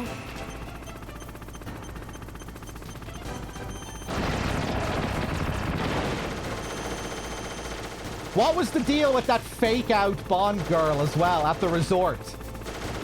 Is that more cut content? Kind of felt like she should have been a bigger character, but then she just had to get scrapped because we had to wrap up the game. Like, I wouldn't be surprised if that whole resort level was supposed to be in the middle of the game and not the end of the game. Maybe it was supposed to be there? I don't know. Was that character just supposed to be there for like 1.5 scenes? We rescue her, she pieces out. All right. The marine biologist, yeah. Like, maybe that was all she was supposed to be, just some brief, minor character, but like, she was so well designed and so detailed, it just felt kind of weird that that's all there was to it. And I guess it was just the fact that we went from that to that big climactic moment with Greenway and that big action set piece. I don't know, it just felt flimsy.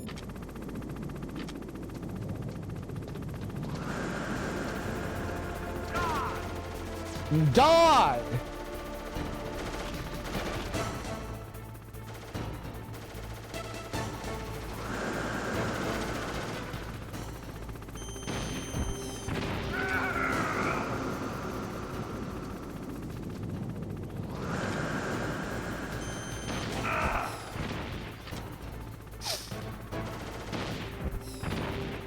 I'm just old. I don't see what that has to do with age.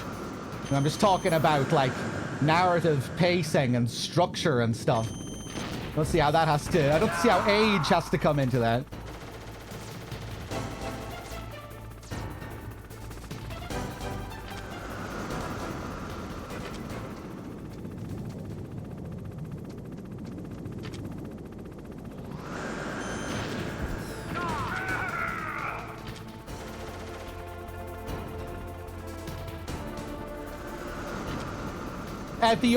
The main Bond girl as well, like, it felt like she just came into the story too late for me to give a fuck. And then it's like the final mission, and now she's becoming a real character for the first time. I don't know.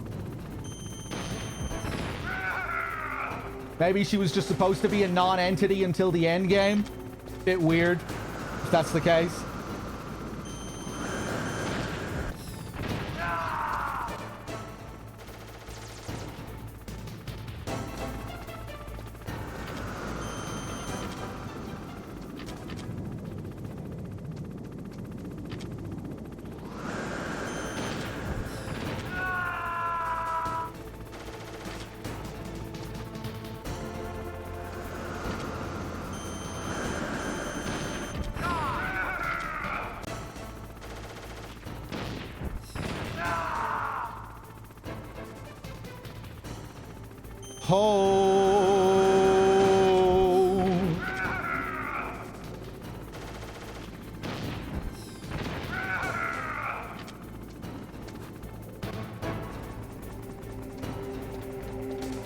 If the game was a Bond movie, you know, would she be going on your list of top 10 Bond girls?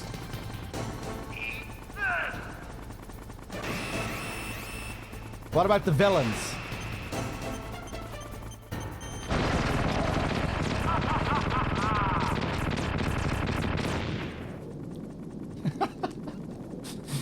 Alright, I think I'm almost done talking shit about First Light.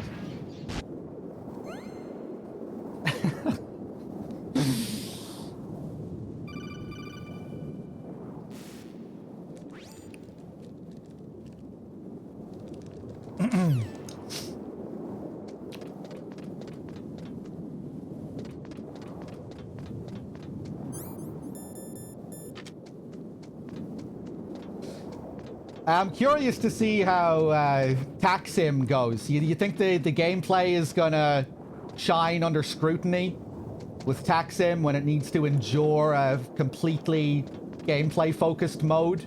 You think they're gonna pull that off? I'd be a bit skeptical.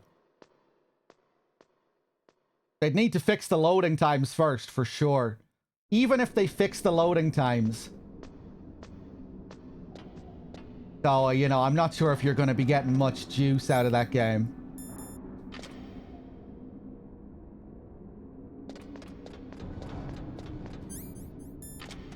But maybe, I hope they surprise me in that regard. You know, I'd love to eat my words and be coming back to that Taksim mode.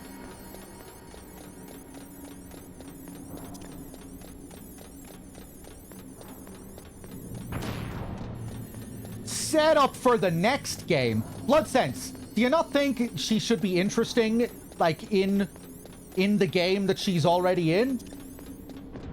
If she's supposed to be the fucking Bond girl of the game? Okay, sure, yeah. Maybe she will be interesting in the next game.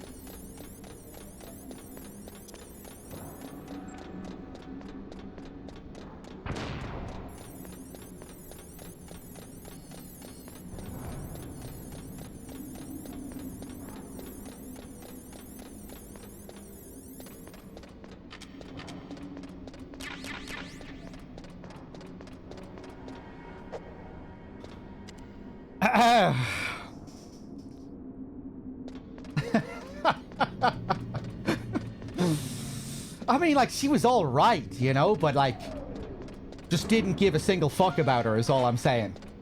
Like, when she shows up to betray you at the end, like, who gives a fuck? Like, just bargain bin Ada Wong shit at the end of the day. You get a little bit of a setup for her in the earlier mission at the Web Gala or whatever it was. You know, and then she gets her meaty story stuff at the very end, but by that point it's too little too late, and yeah, you know, you get your super predictable femme fatale betrayal, and not that there's anything wrong with that, you know, like I want the tropey femme fatale, but like still just felt like too little too late by the end, like in terms of being able to give a shit about the characters. I don't give a shit about the Metacritic score, Zigzagging.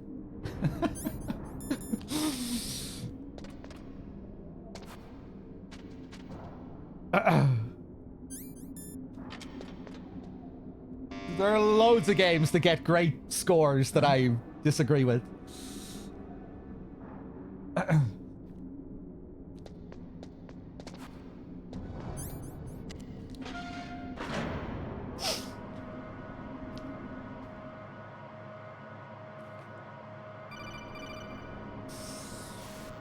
Okay.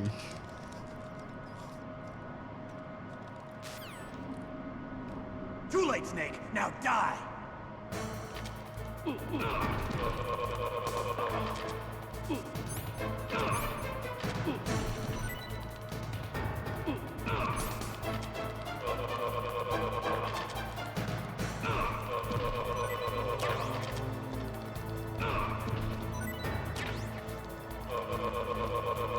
Nice.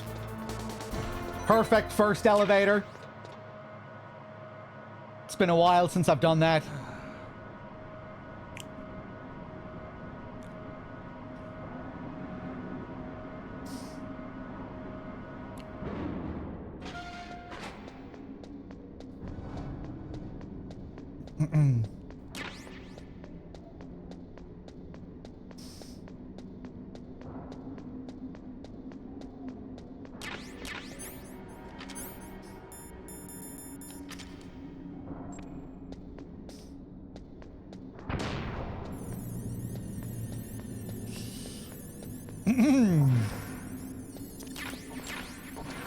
Throw that second shaft.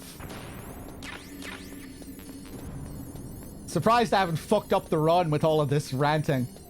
All this babbling. I've barely been paying attention to the game.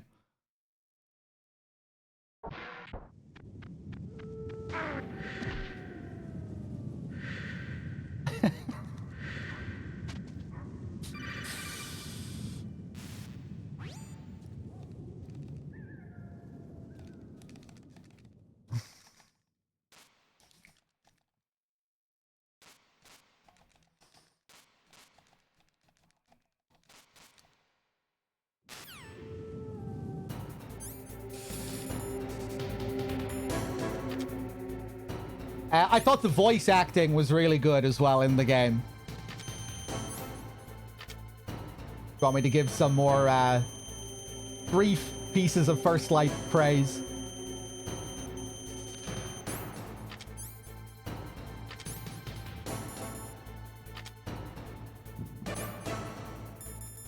Good slang, good colloquialisms, good VA.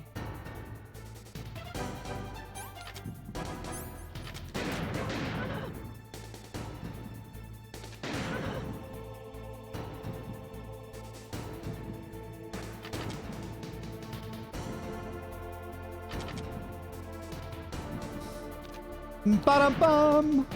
Rum-bum! Ba-dum-bum-bum! Oh, I only have one stinger.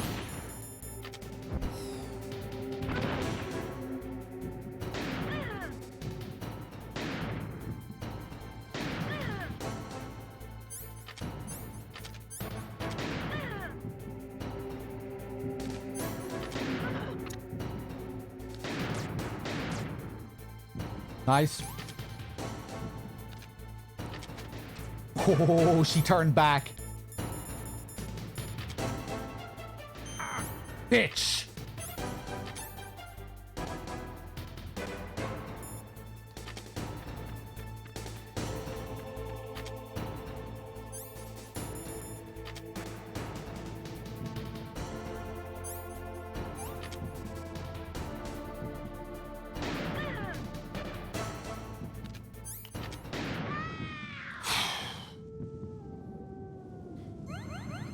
Oh boy.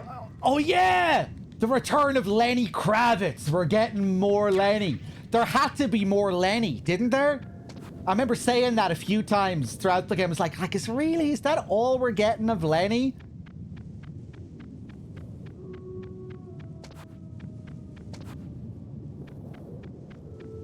Just felt like there had to be some more Lenny. I felt like there had to be some more of that character.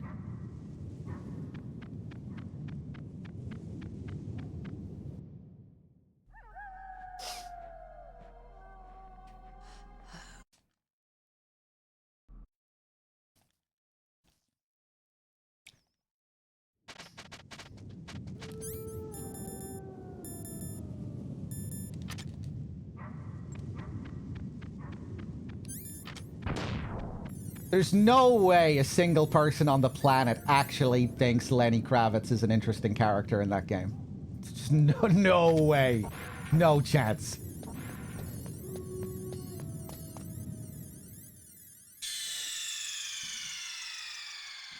Not even Gooch.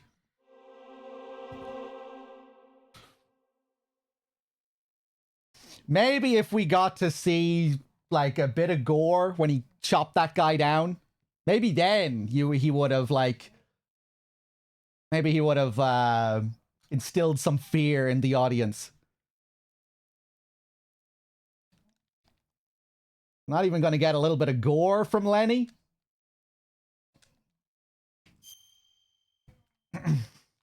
Hey, Ichiban, how's it going?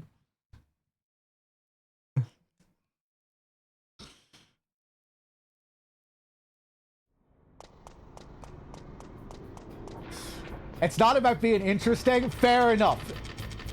He needs to be kind of cool or something, though, right? Is Lenny Kravitz cool? Like, does he sell you on his visuals or like...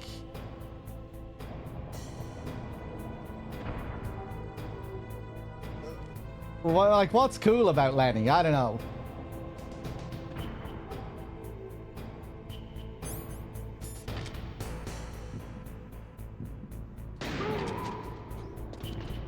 He looks like a random hitman elusive target or something. You gotta be buying DLC just for that guy? Just to see how the Lenny Kravitz story gets expanded upon? I mean, like, he needs to be a little bit interesting, right? If you're gonna be buying DLC for him, you have to have some kind of... You know, if he's supposed to be selling this DLC...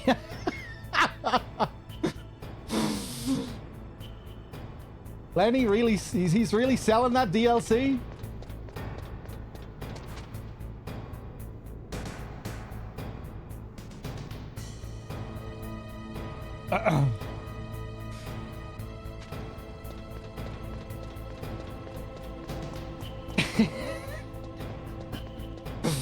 All right, let's go get the body armor, shall we? We're still talking about First Light. They won't let me stop talking about First Light.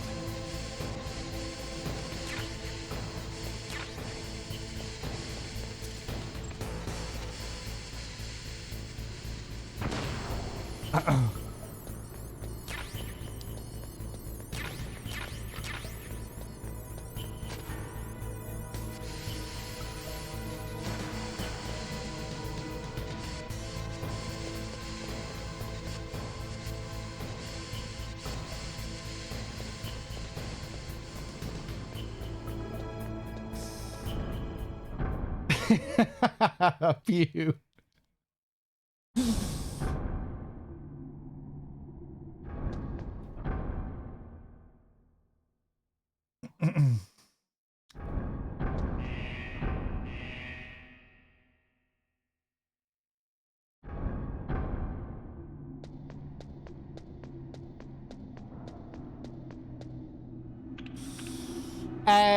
Oh shit, I don't know what I'm doing here.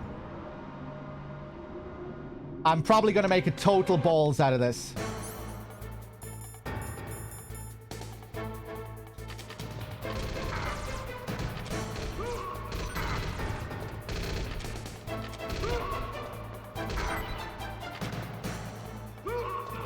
Yeah, I made a massive balls out of it, but thankfully I did well in the previous section, so I had enough life to withstand it.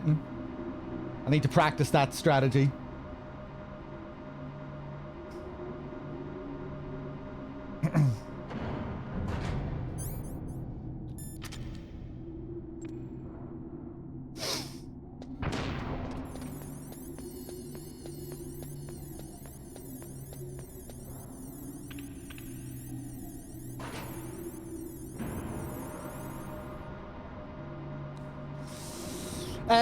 Let me see if I have any beers.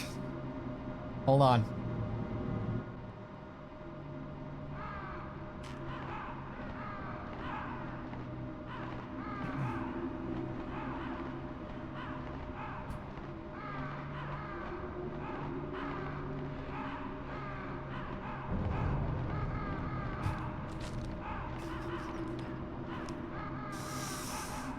Okay. You did this to me, Lenny. Snake, I've got something to tell you about... I've got something to tell you about Lenny Kravitz.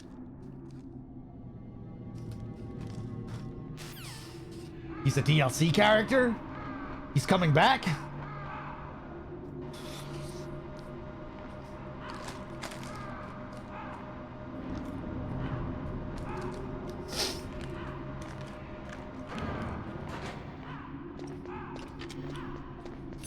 Okay, let me get my Nikita ready here.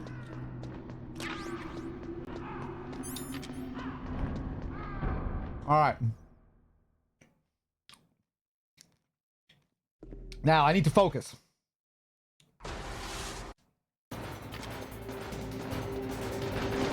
No! Maybe I can still do this and get away with it.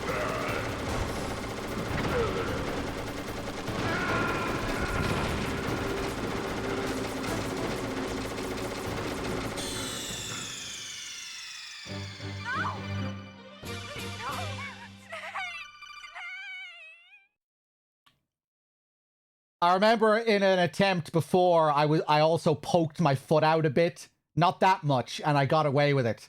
Like a little bit of my body was sticking out, and I was able to get away with it. So I thought maybe I'd still be able to lock him in like that, but I was really sticking out, so I probably should have went for the alternate strat. I should have fought him normally after I fucked that up. That is a really unique fail. If you search through all my VODs, you will not find a fail like that here. That is the first time I've ever fucked up Raven like that, ever. I'm pretty sure. You know, I'm not sure if I've ever fucked up that strat on stream before, period. I don't think I have.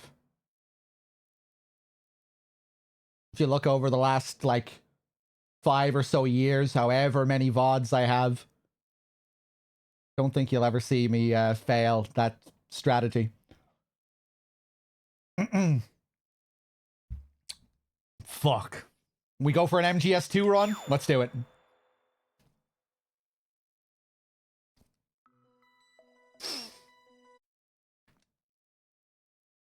Did the hard part as well, man. Got through the elevator fights. It should have been smooth sailing until Liquid.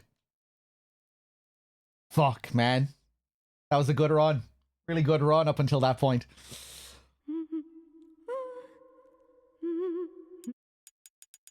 Man, Blood Curse. What a messy game. Give me a second here.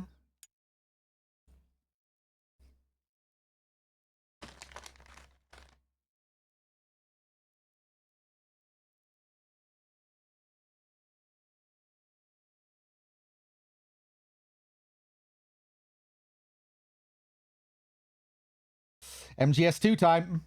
MGST time. Oh my god, my voice. Hold on, I need to turn off my voice. Ah! Ah! Okay.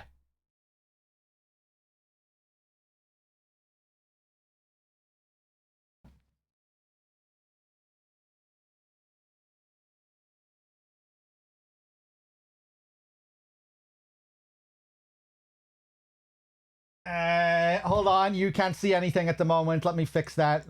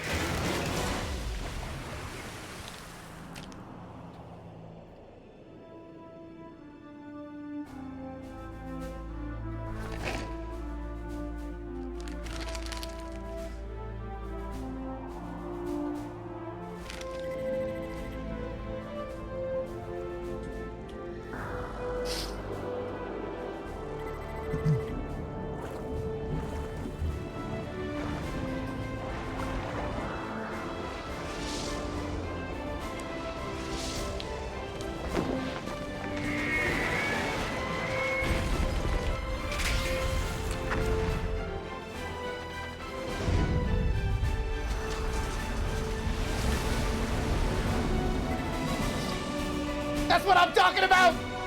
That's why he's the MVP! That's why he's the GOAT! The GOAT!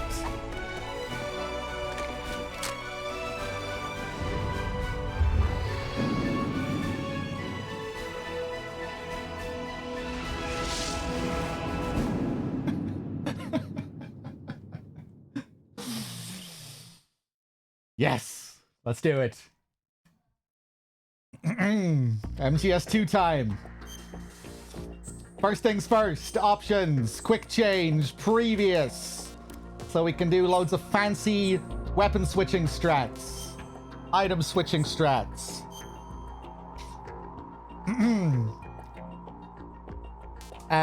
We're gonna do NG plus, completed file here. Battle battle boom tanker plant, European extreme, radar off, game over on site. Let's do it. 5-pack says you don't make it off the tanker in the first run. All right, let's do it. Let's do it.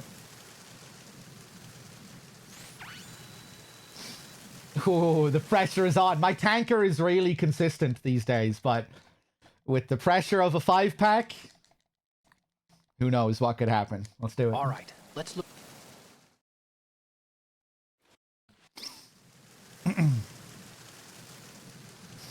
We need...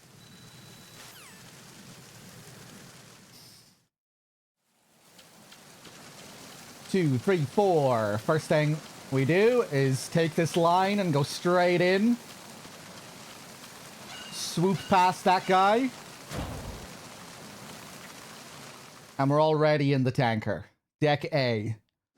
We're going to wait a second here and then turn the corner. If we turn the corner straight away, that guy sees me. Freeze.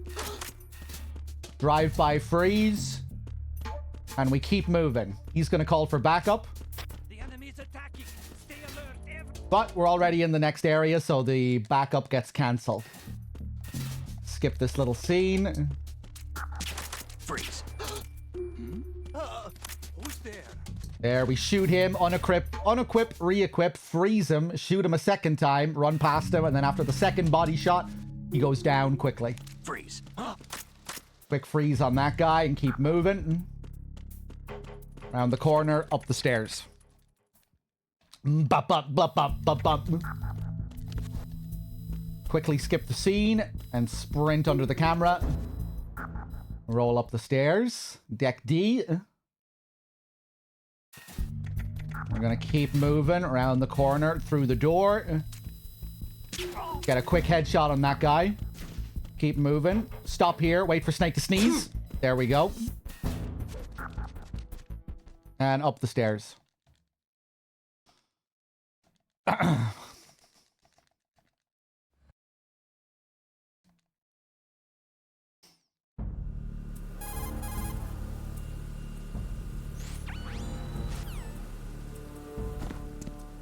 Wow.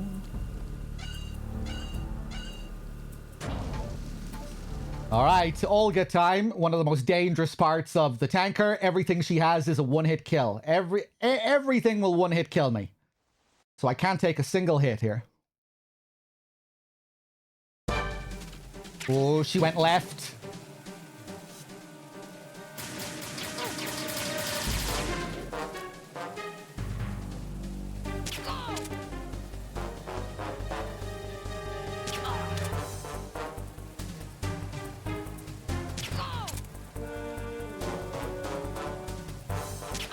Nice. Perfect, Olga.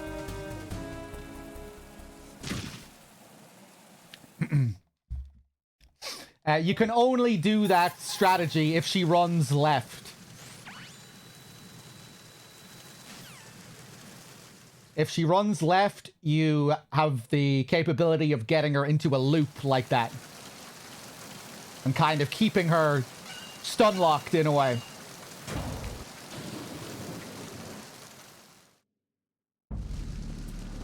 But you have to be very precise with the setup, and you have to be ready for that first headshot. Alright, down the stairs. Up this way, grab that USP ammo, and back down to Deck C. We're gonna run right up to this guy. Freeze. Quickly freeze him. Roll under the camera and down the stairs. Now we're gonna go for the bad humans special. We're gonna ring that bell. Let that guy run past us and up the stairs. And back to the cruise lounge. We're gonna get ready to take out this guy once he passes the glass. Like that. Down the stairs, around the corner. Over the rail here, and down the stairs. Now, engine room, also a pretty complicated area. We're gonna turn the corner here, roll into the little cutscene and skip it. Flip over the rail, and get ready to take out this guy. We're gonna shoot him, roll into him. That's an instant KO, which distracts the guy up top as well. He goes down to investigate. Same thing with this guy. We're gonna shoot him, roll into him. What's that? Instant knockout. Another guy is coming down to inspect. Freeze. Mo! We're gonna freeze him at the corner like that. He's gonna call for backup. Enemy on board. Maximum alert. Understood. Assigning all personnel to the starboard entrance to the engine room. Here we're gonna be as fast as possible. Taking out the sensors. That was nice. That was really nice. There I get a deliberate caution. I want that guy to call for backup because it allows me to skip a cutscene where more guards appear. Arizona Bridge checkpoint passed. All non-essential personnel report to the holds in 10 minutes' time for the scheduled briefing session with the Commandant. You are ordered to continue manning your posts until that time. Spam 3 shots at that guy. He goes down instantly after the 3rd shot. That guy's listening to his tunes. We're just going to scoot past him. This guy is going to be fast asleep. We can just keep moving. Mo! Deck 2. I'm going to stop here to get some more M9 ammo. And now we have the guard rush. Hopefully this goes well. I'll try and do it quickly, but I might make a balls out of it.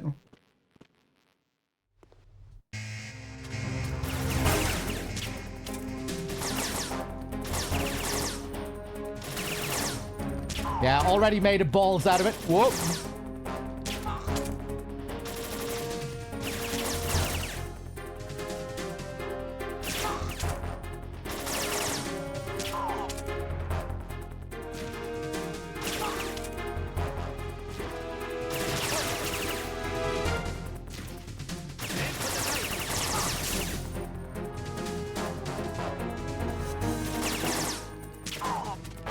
Still nice though, clean.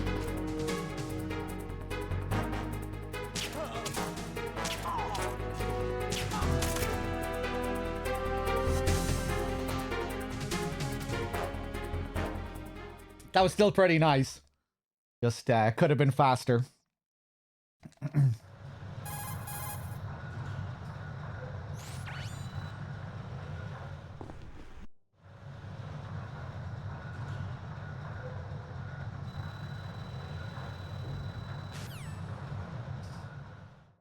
Okay, here I'm gonna take it At the moment, slow. every industrialized nation on the globe knows Gonna take him out. specifications for Metal Gear. Now we're gonna wait for another guy here. To a number of rogue states. There's one guy patrolling here. Working on deploying their own Most of them are Metal Gear stationary, but he's on to the patrol. US's nuclear strike capability. Oof, The world is scary. about to see a swarm of these Metal Gear derivatives. We initiated development of Metal Gear Ray as a countermeasure to these pirated weapons forces. The only thing Now, that can stand up to a Metal Gear we're gonna is go a right up to the another back Metal of these Gear. guys. Underneath the projector there. With Ray, You need to go all the way up there to make sure you go before you, so you go under the projector's light. If you move, if the projector's light hits you, you cast your shadow on the wall and you get caught. Here we're going to move the projector so they face in this opposite direction. Freeze. Freeze. Freeze. And go for the triple freeze on those guys as we just run down to the third ray hold.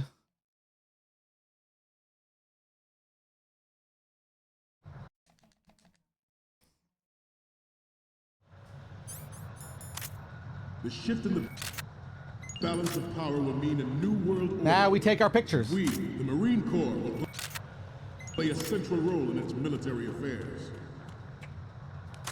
Some say that it's strategic. Good. There we go. Pew. Cough it up.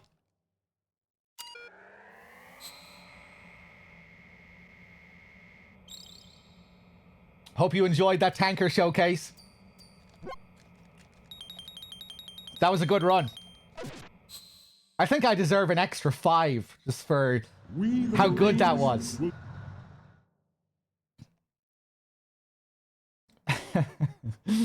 Now, I could have been better. The guard rush was sloppy. Though it was still kind of nice.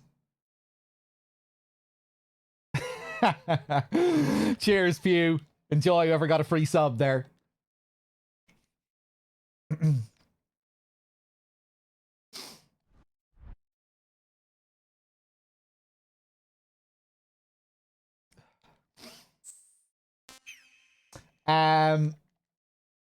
If I get to Arsenal gear, someone owes me 5 subs. If I fail to get to Arsenal gear, I'll gift 5. Any takers?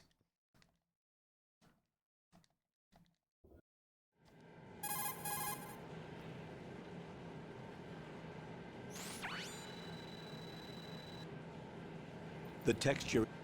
Do I have a YouTube channel for my in-depth playthroughs? Yeah, it's you'll find them on my YouTube channel, where all my VODs are archived. If you type !YT2 in the chat there you go. Corsair has your back. You'll find lots of stuff there.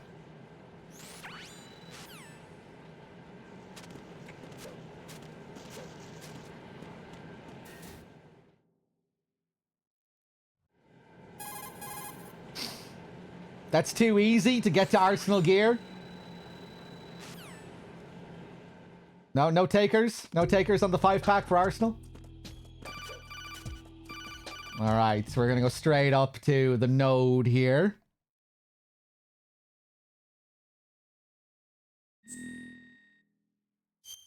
I mean, I fail to get to Arsenal gear all the time, you know?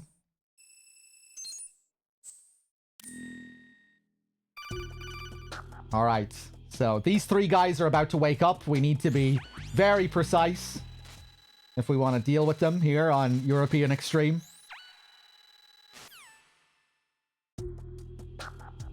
Alright. We're going to go down to this guy on the bottom right. This guy who's hidden away down here. There are 3 guards here. We're going to knock this guy out as soon as he wakes up. We're going to grab him and spank his ass.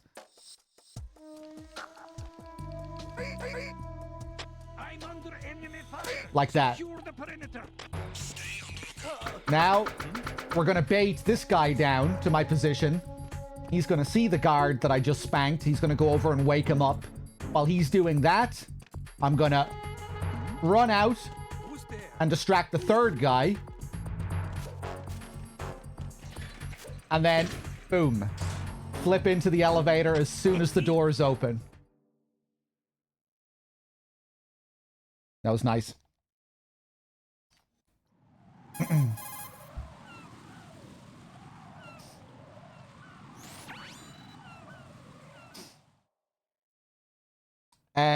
Oh, Lenny Kravitz donated $10. I want to get away. Lenny, thank you for the 10. Cheers.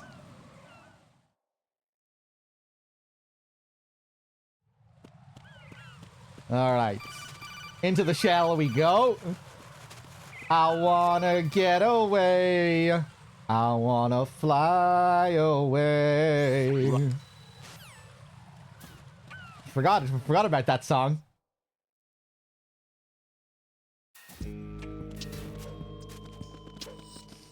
All right, down we go.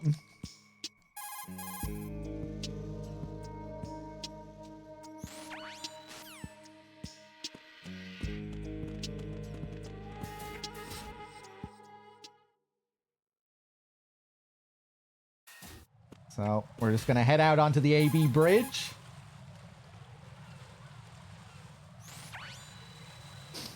We have no guns still, no M9, so we're just gonna have to use our fists and our flips. I'm gonna flip over here, avoid the floor, avoid the metallic floor so we don't make any sound, and keep running.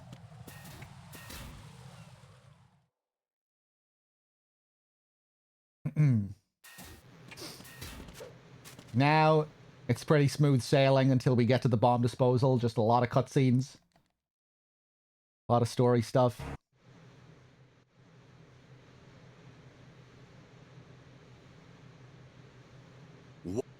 What about the president? By the way, when we're done with this run, we're going to play some Streets of Rage.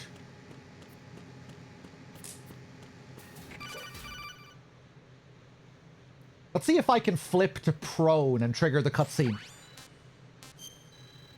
That would be slick. Oh.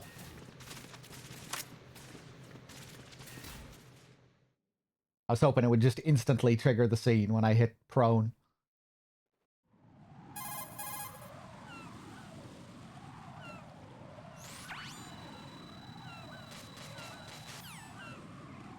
I'm going to do Streets of Rage 1, and we'll switch over to 2 when I finish the run or when I fail the run. I think, anyway.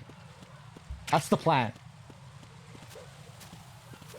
Or if it's a bit too late, maybe I'll just do a Streets of Rage 1 run. I'm going to play solo. I forgot you could play that co-op as well. Can you play Streets of Rage co-op with other people on Fightcade?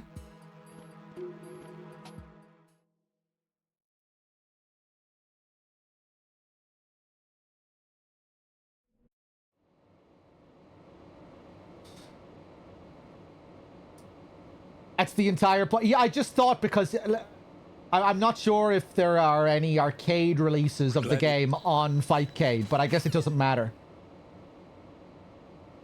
There's no...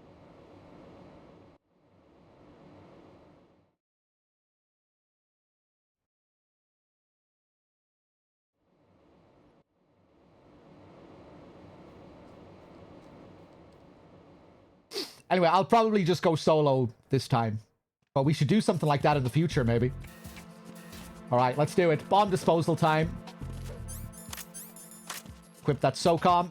Freeze! Ooh, scary. Get round that corner and freeze him before he sees me. Out onto the BC bridge. 3 shots on the Cypher while we keep running.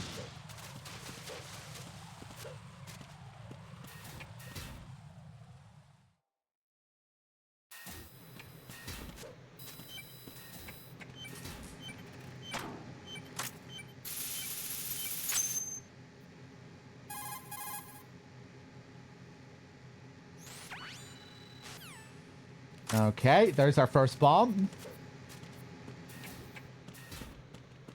Round the bend here, flip to prone and out the door.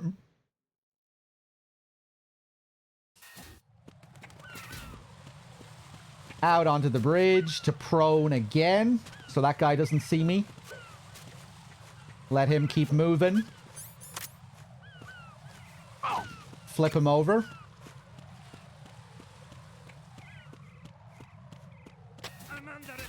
And back to strut A. We have 2 bombs to freeze in strut A.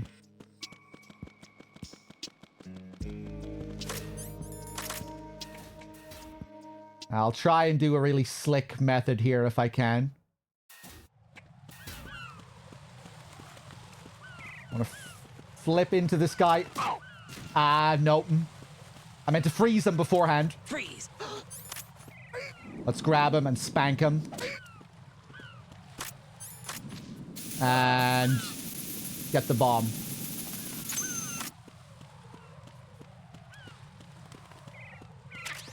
Grab the chaff. Now we have another bomb down in the pump room. Get some chaff grenades ready here. Want to distract that guy with the chaff grenade like that. He turns his back and looks one way. We run the other way right past him. Now we're going to go down here to get the bomb.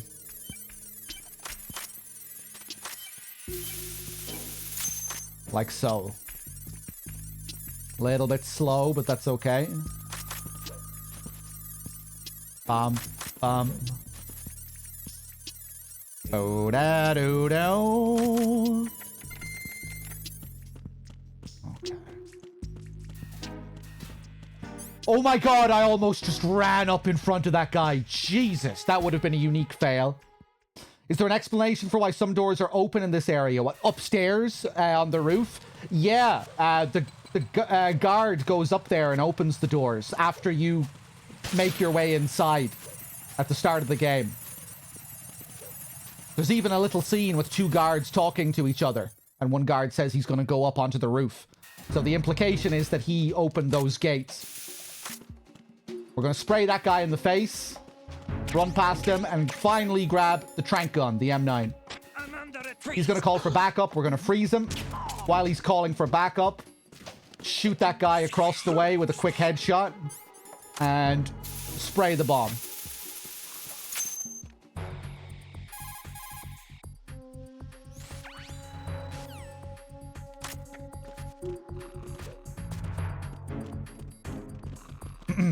Yeah, it's actually a cool little detail at the beginning of the plant, the way those gates open.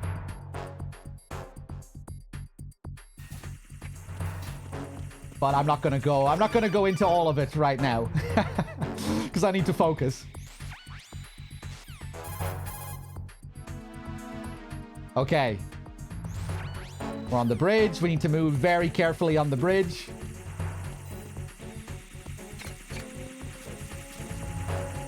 Flip to prone here to avoid the cipher. Get up! Now, we have 5 guards in strut E, a bomb to freeze, 3 cameras to take out, and a cardboard box to find. Gonna take him out before he starts moving towards me. Then him. Then him. Then him. There's the first camera. We're gonna take that out. And here's the 5th and final guard. We're going to take him out. Now we're going to grab the box and take out the last 2 cameras. Oh my god.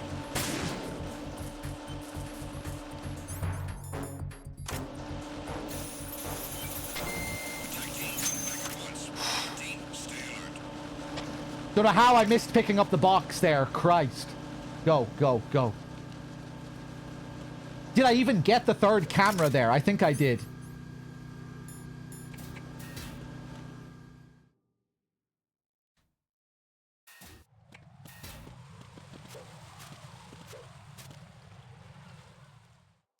Now, strut E roof. We have a 2nd bomb on the roof.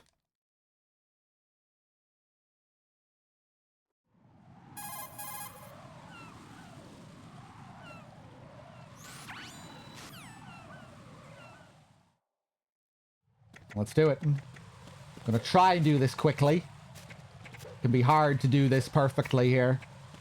Straight up to the bomb's position. Nah, I'm not taking any chances.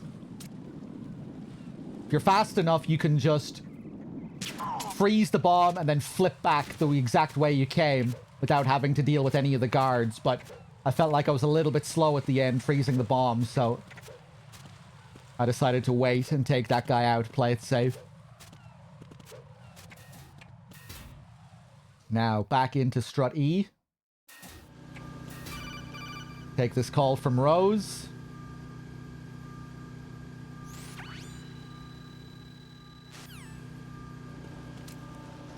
Hop. Take him out. Get in the box. Move along the conveyor belt in the box. That way they don't see me, because the box is the same height as the conveyor belt. Out onto the bridge. Freeze! Shoot that guy, flip into him, knock him out. Now, let's see how many resets this first bomb takes me. I have to be very precise with this first bomb at the start of this strategy. That should be fast enough. I hope. Now, we're going to bait these two guys down towards me. We're going to flip when we get there. Those two guys are running down looking for me. And get right down to this guy before he turns around like that. And then get the second bomb. Now, quick headshot on him and back up this way. I want that guy up top to see me. When he sees me, we make a run for the stairs. Crisscross him at the bottom of the stairs.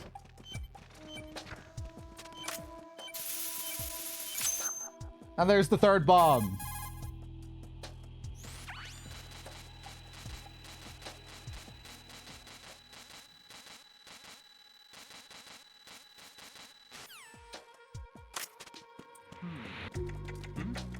And there's Strut D. There's somebody there.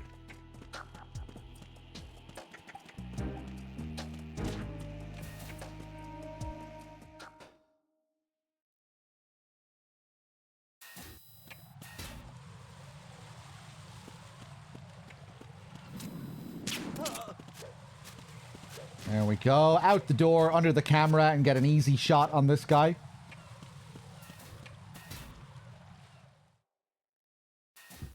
And there's our lap of the big shell. Of shell number 1. We grab the second sensor for Fat Man's next bomb, which is sound-based. And we get the last bomb here. There we go.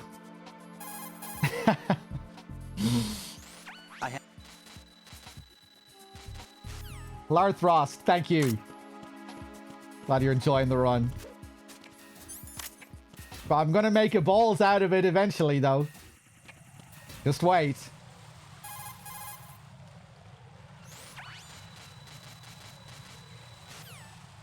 Or maybe not. We'll see. Okay, so now we're on a timer for the bomb at the bottom of Strut A. Same thing with the Cypher. Just run along the bridge and shoot it while we're running.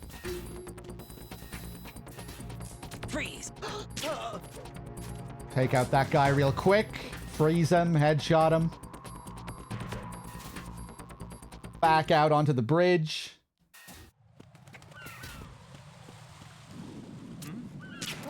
Get a quick shot on that guy.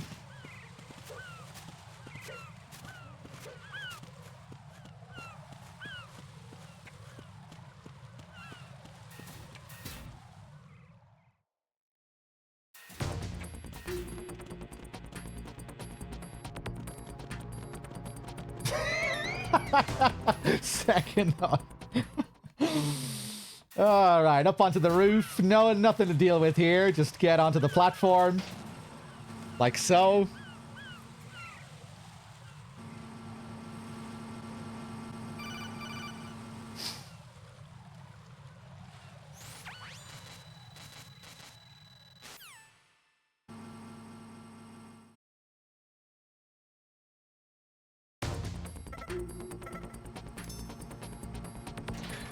All right. This bomb is always in the same place on European Extreme, so I know exactly where I have to go.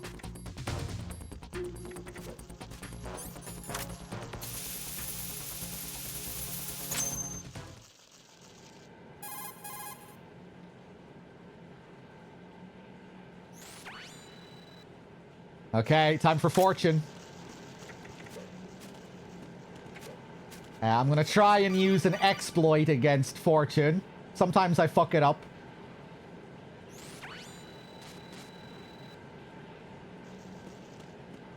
So I think I'm getting better at avoiding the fuck up. Let's see how it goes.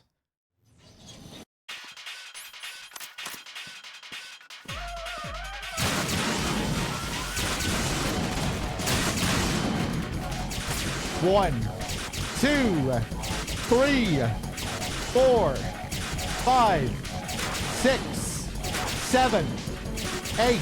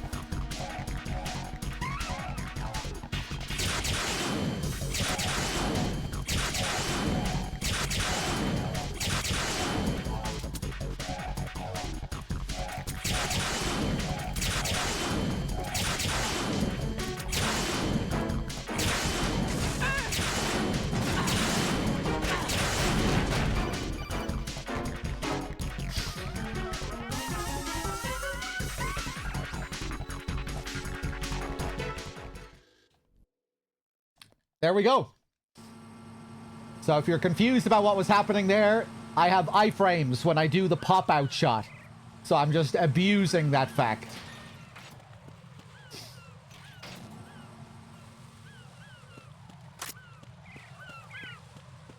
And I think you draw out her shots faster if you stay closer to her like that.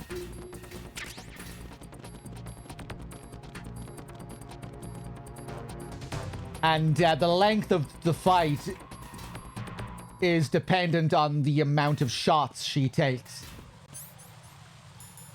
So I think you draw her shots out faster by doing that. I did not mean to throw a chaff. Okay. We might need to adjust later.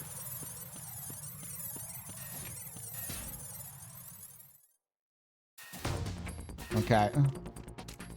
Shoot the wall to distract him. Move past him. Freeze! Back out onto the bridge. Gliv, thank you for the 6.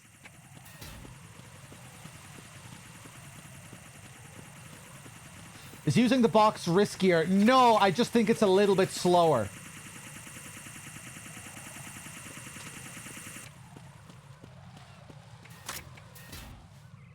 Once again, we're going to use the box in the box room. Hug the conveyor belt to avoid being seen. And get ready to spray this guy in the face.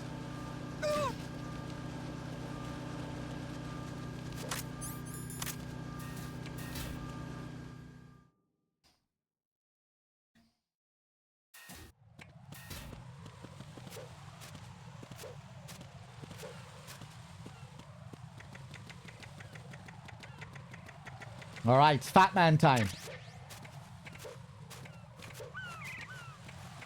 Let's see if we can do a flawless Fat Man.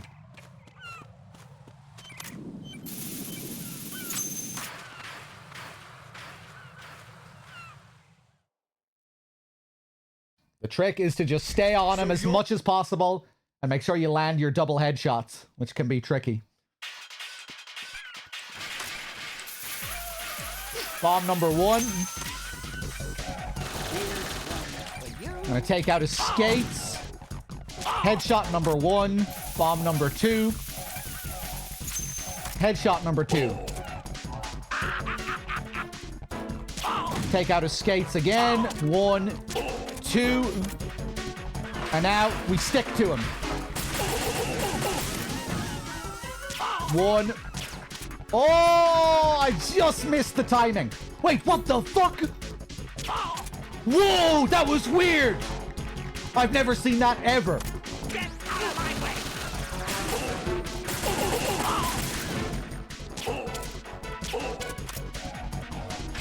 I confused the game. He didn't have the stars above his head.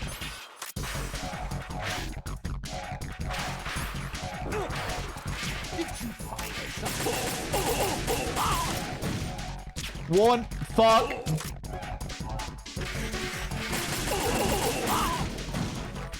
1, 2.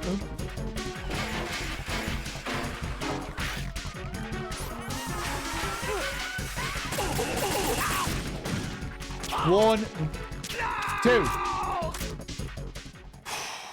That was weird. It must have been due to the frame that I hit him on. Where he still left himself open for his second headshot, but he didn't have the stars above his head. He should have had the stars above his head there, but they just weren't there. I've never, ever seen that.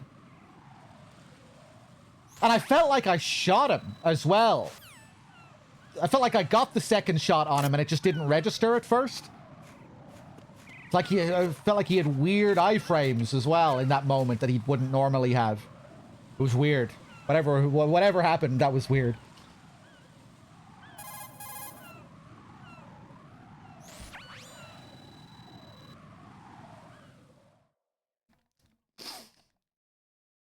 So one of the keys to getting good at that Fat Man fight, learning how to do the headshots properly.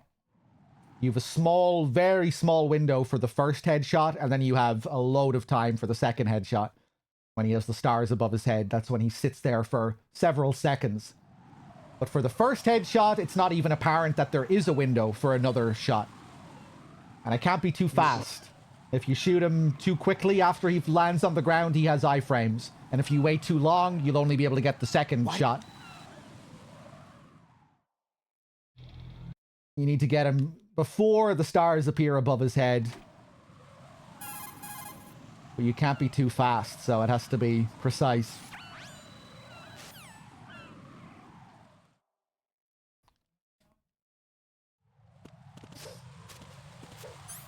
Okay.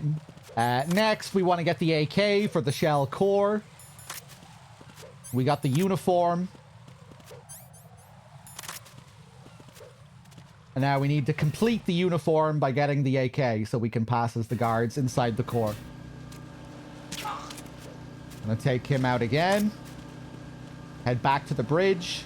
And back to strut F to get the AK.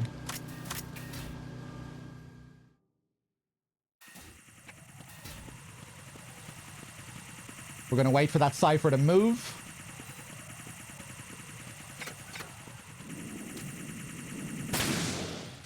Take out that second cipher and get to the other side before that one catches up. Jesus. It's always so scary doing that. And strut F, we're going to wait a second. Turn the corner. Wait for that guy to move. Shoot the wall to distract him. Grab the AK. And get... Right, what's wrong? Raiden. Huh. Wow. I thought being in the uniform protected me from being seen by that guy.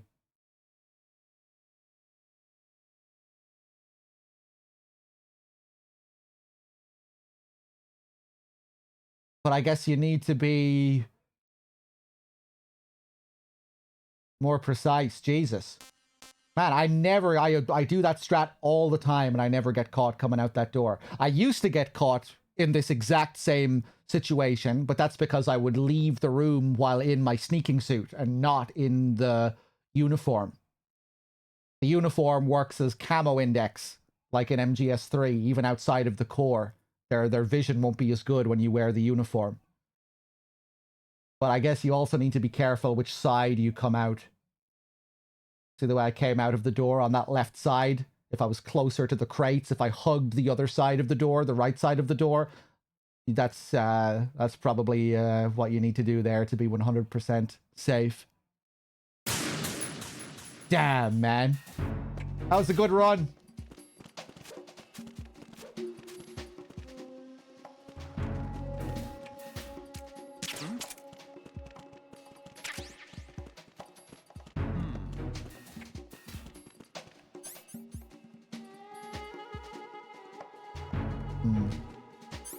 Let me just test something here.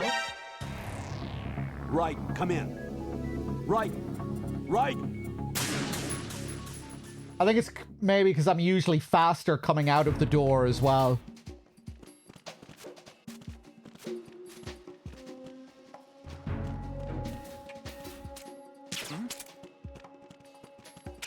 Let me just be slow here on purpose. What the hell happened? Raiden! I think it might have been the guy inside the room who I distracted with the wall shot who saw me there, actually. Don't think that was the same guy.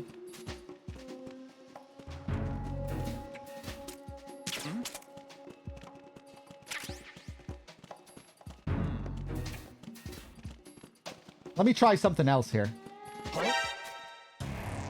Raiden, is everything all right? Raiden! Raiden!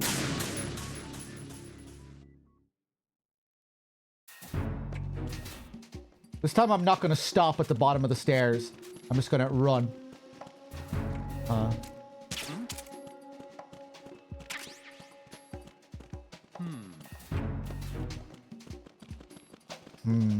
Let me try that a couple more times.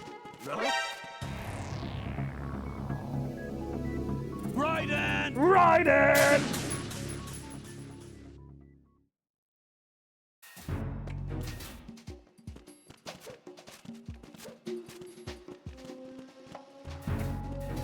Wait, no, let me try this again. Raiden, what's wrong? Raiden! Raiden!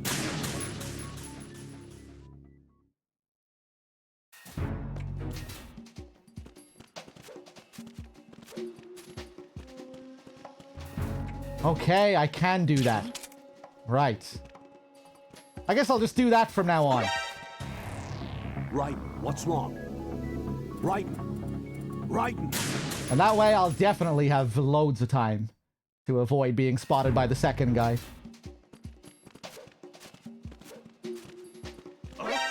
Ah, okay. Raiden, okay. what's wrong?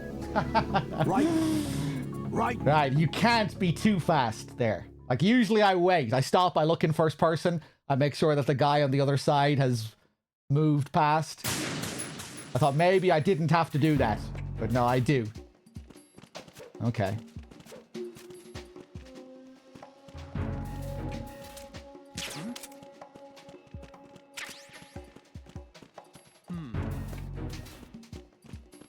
Yeah. Okay, alright. Has to be precise. All these strats have to be precise.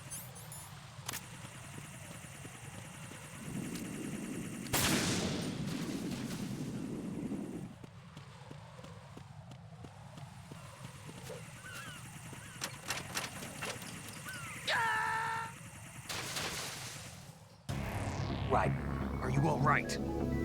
Answer me. Raiden! Damn. All right, guys, let's play some Streets of Rage, shall we? Give me a moment here. Let me just play some tunes for a few minutes. I'll change the title and all of that. Take a little break. And after a few minutes, we'll play some Streets of Rage.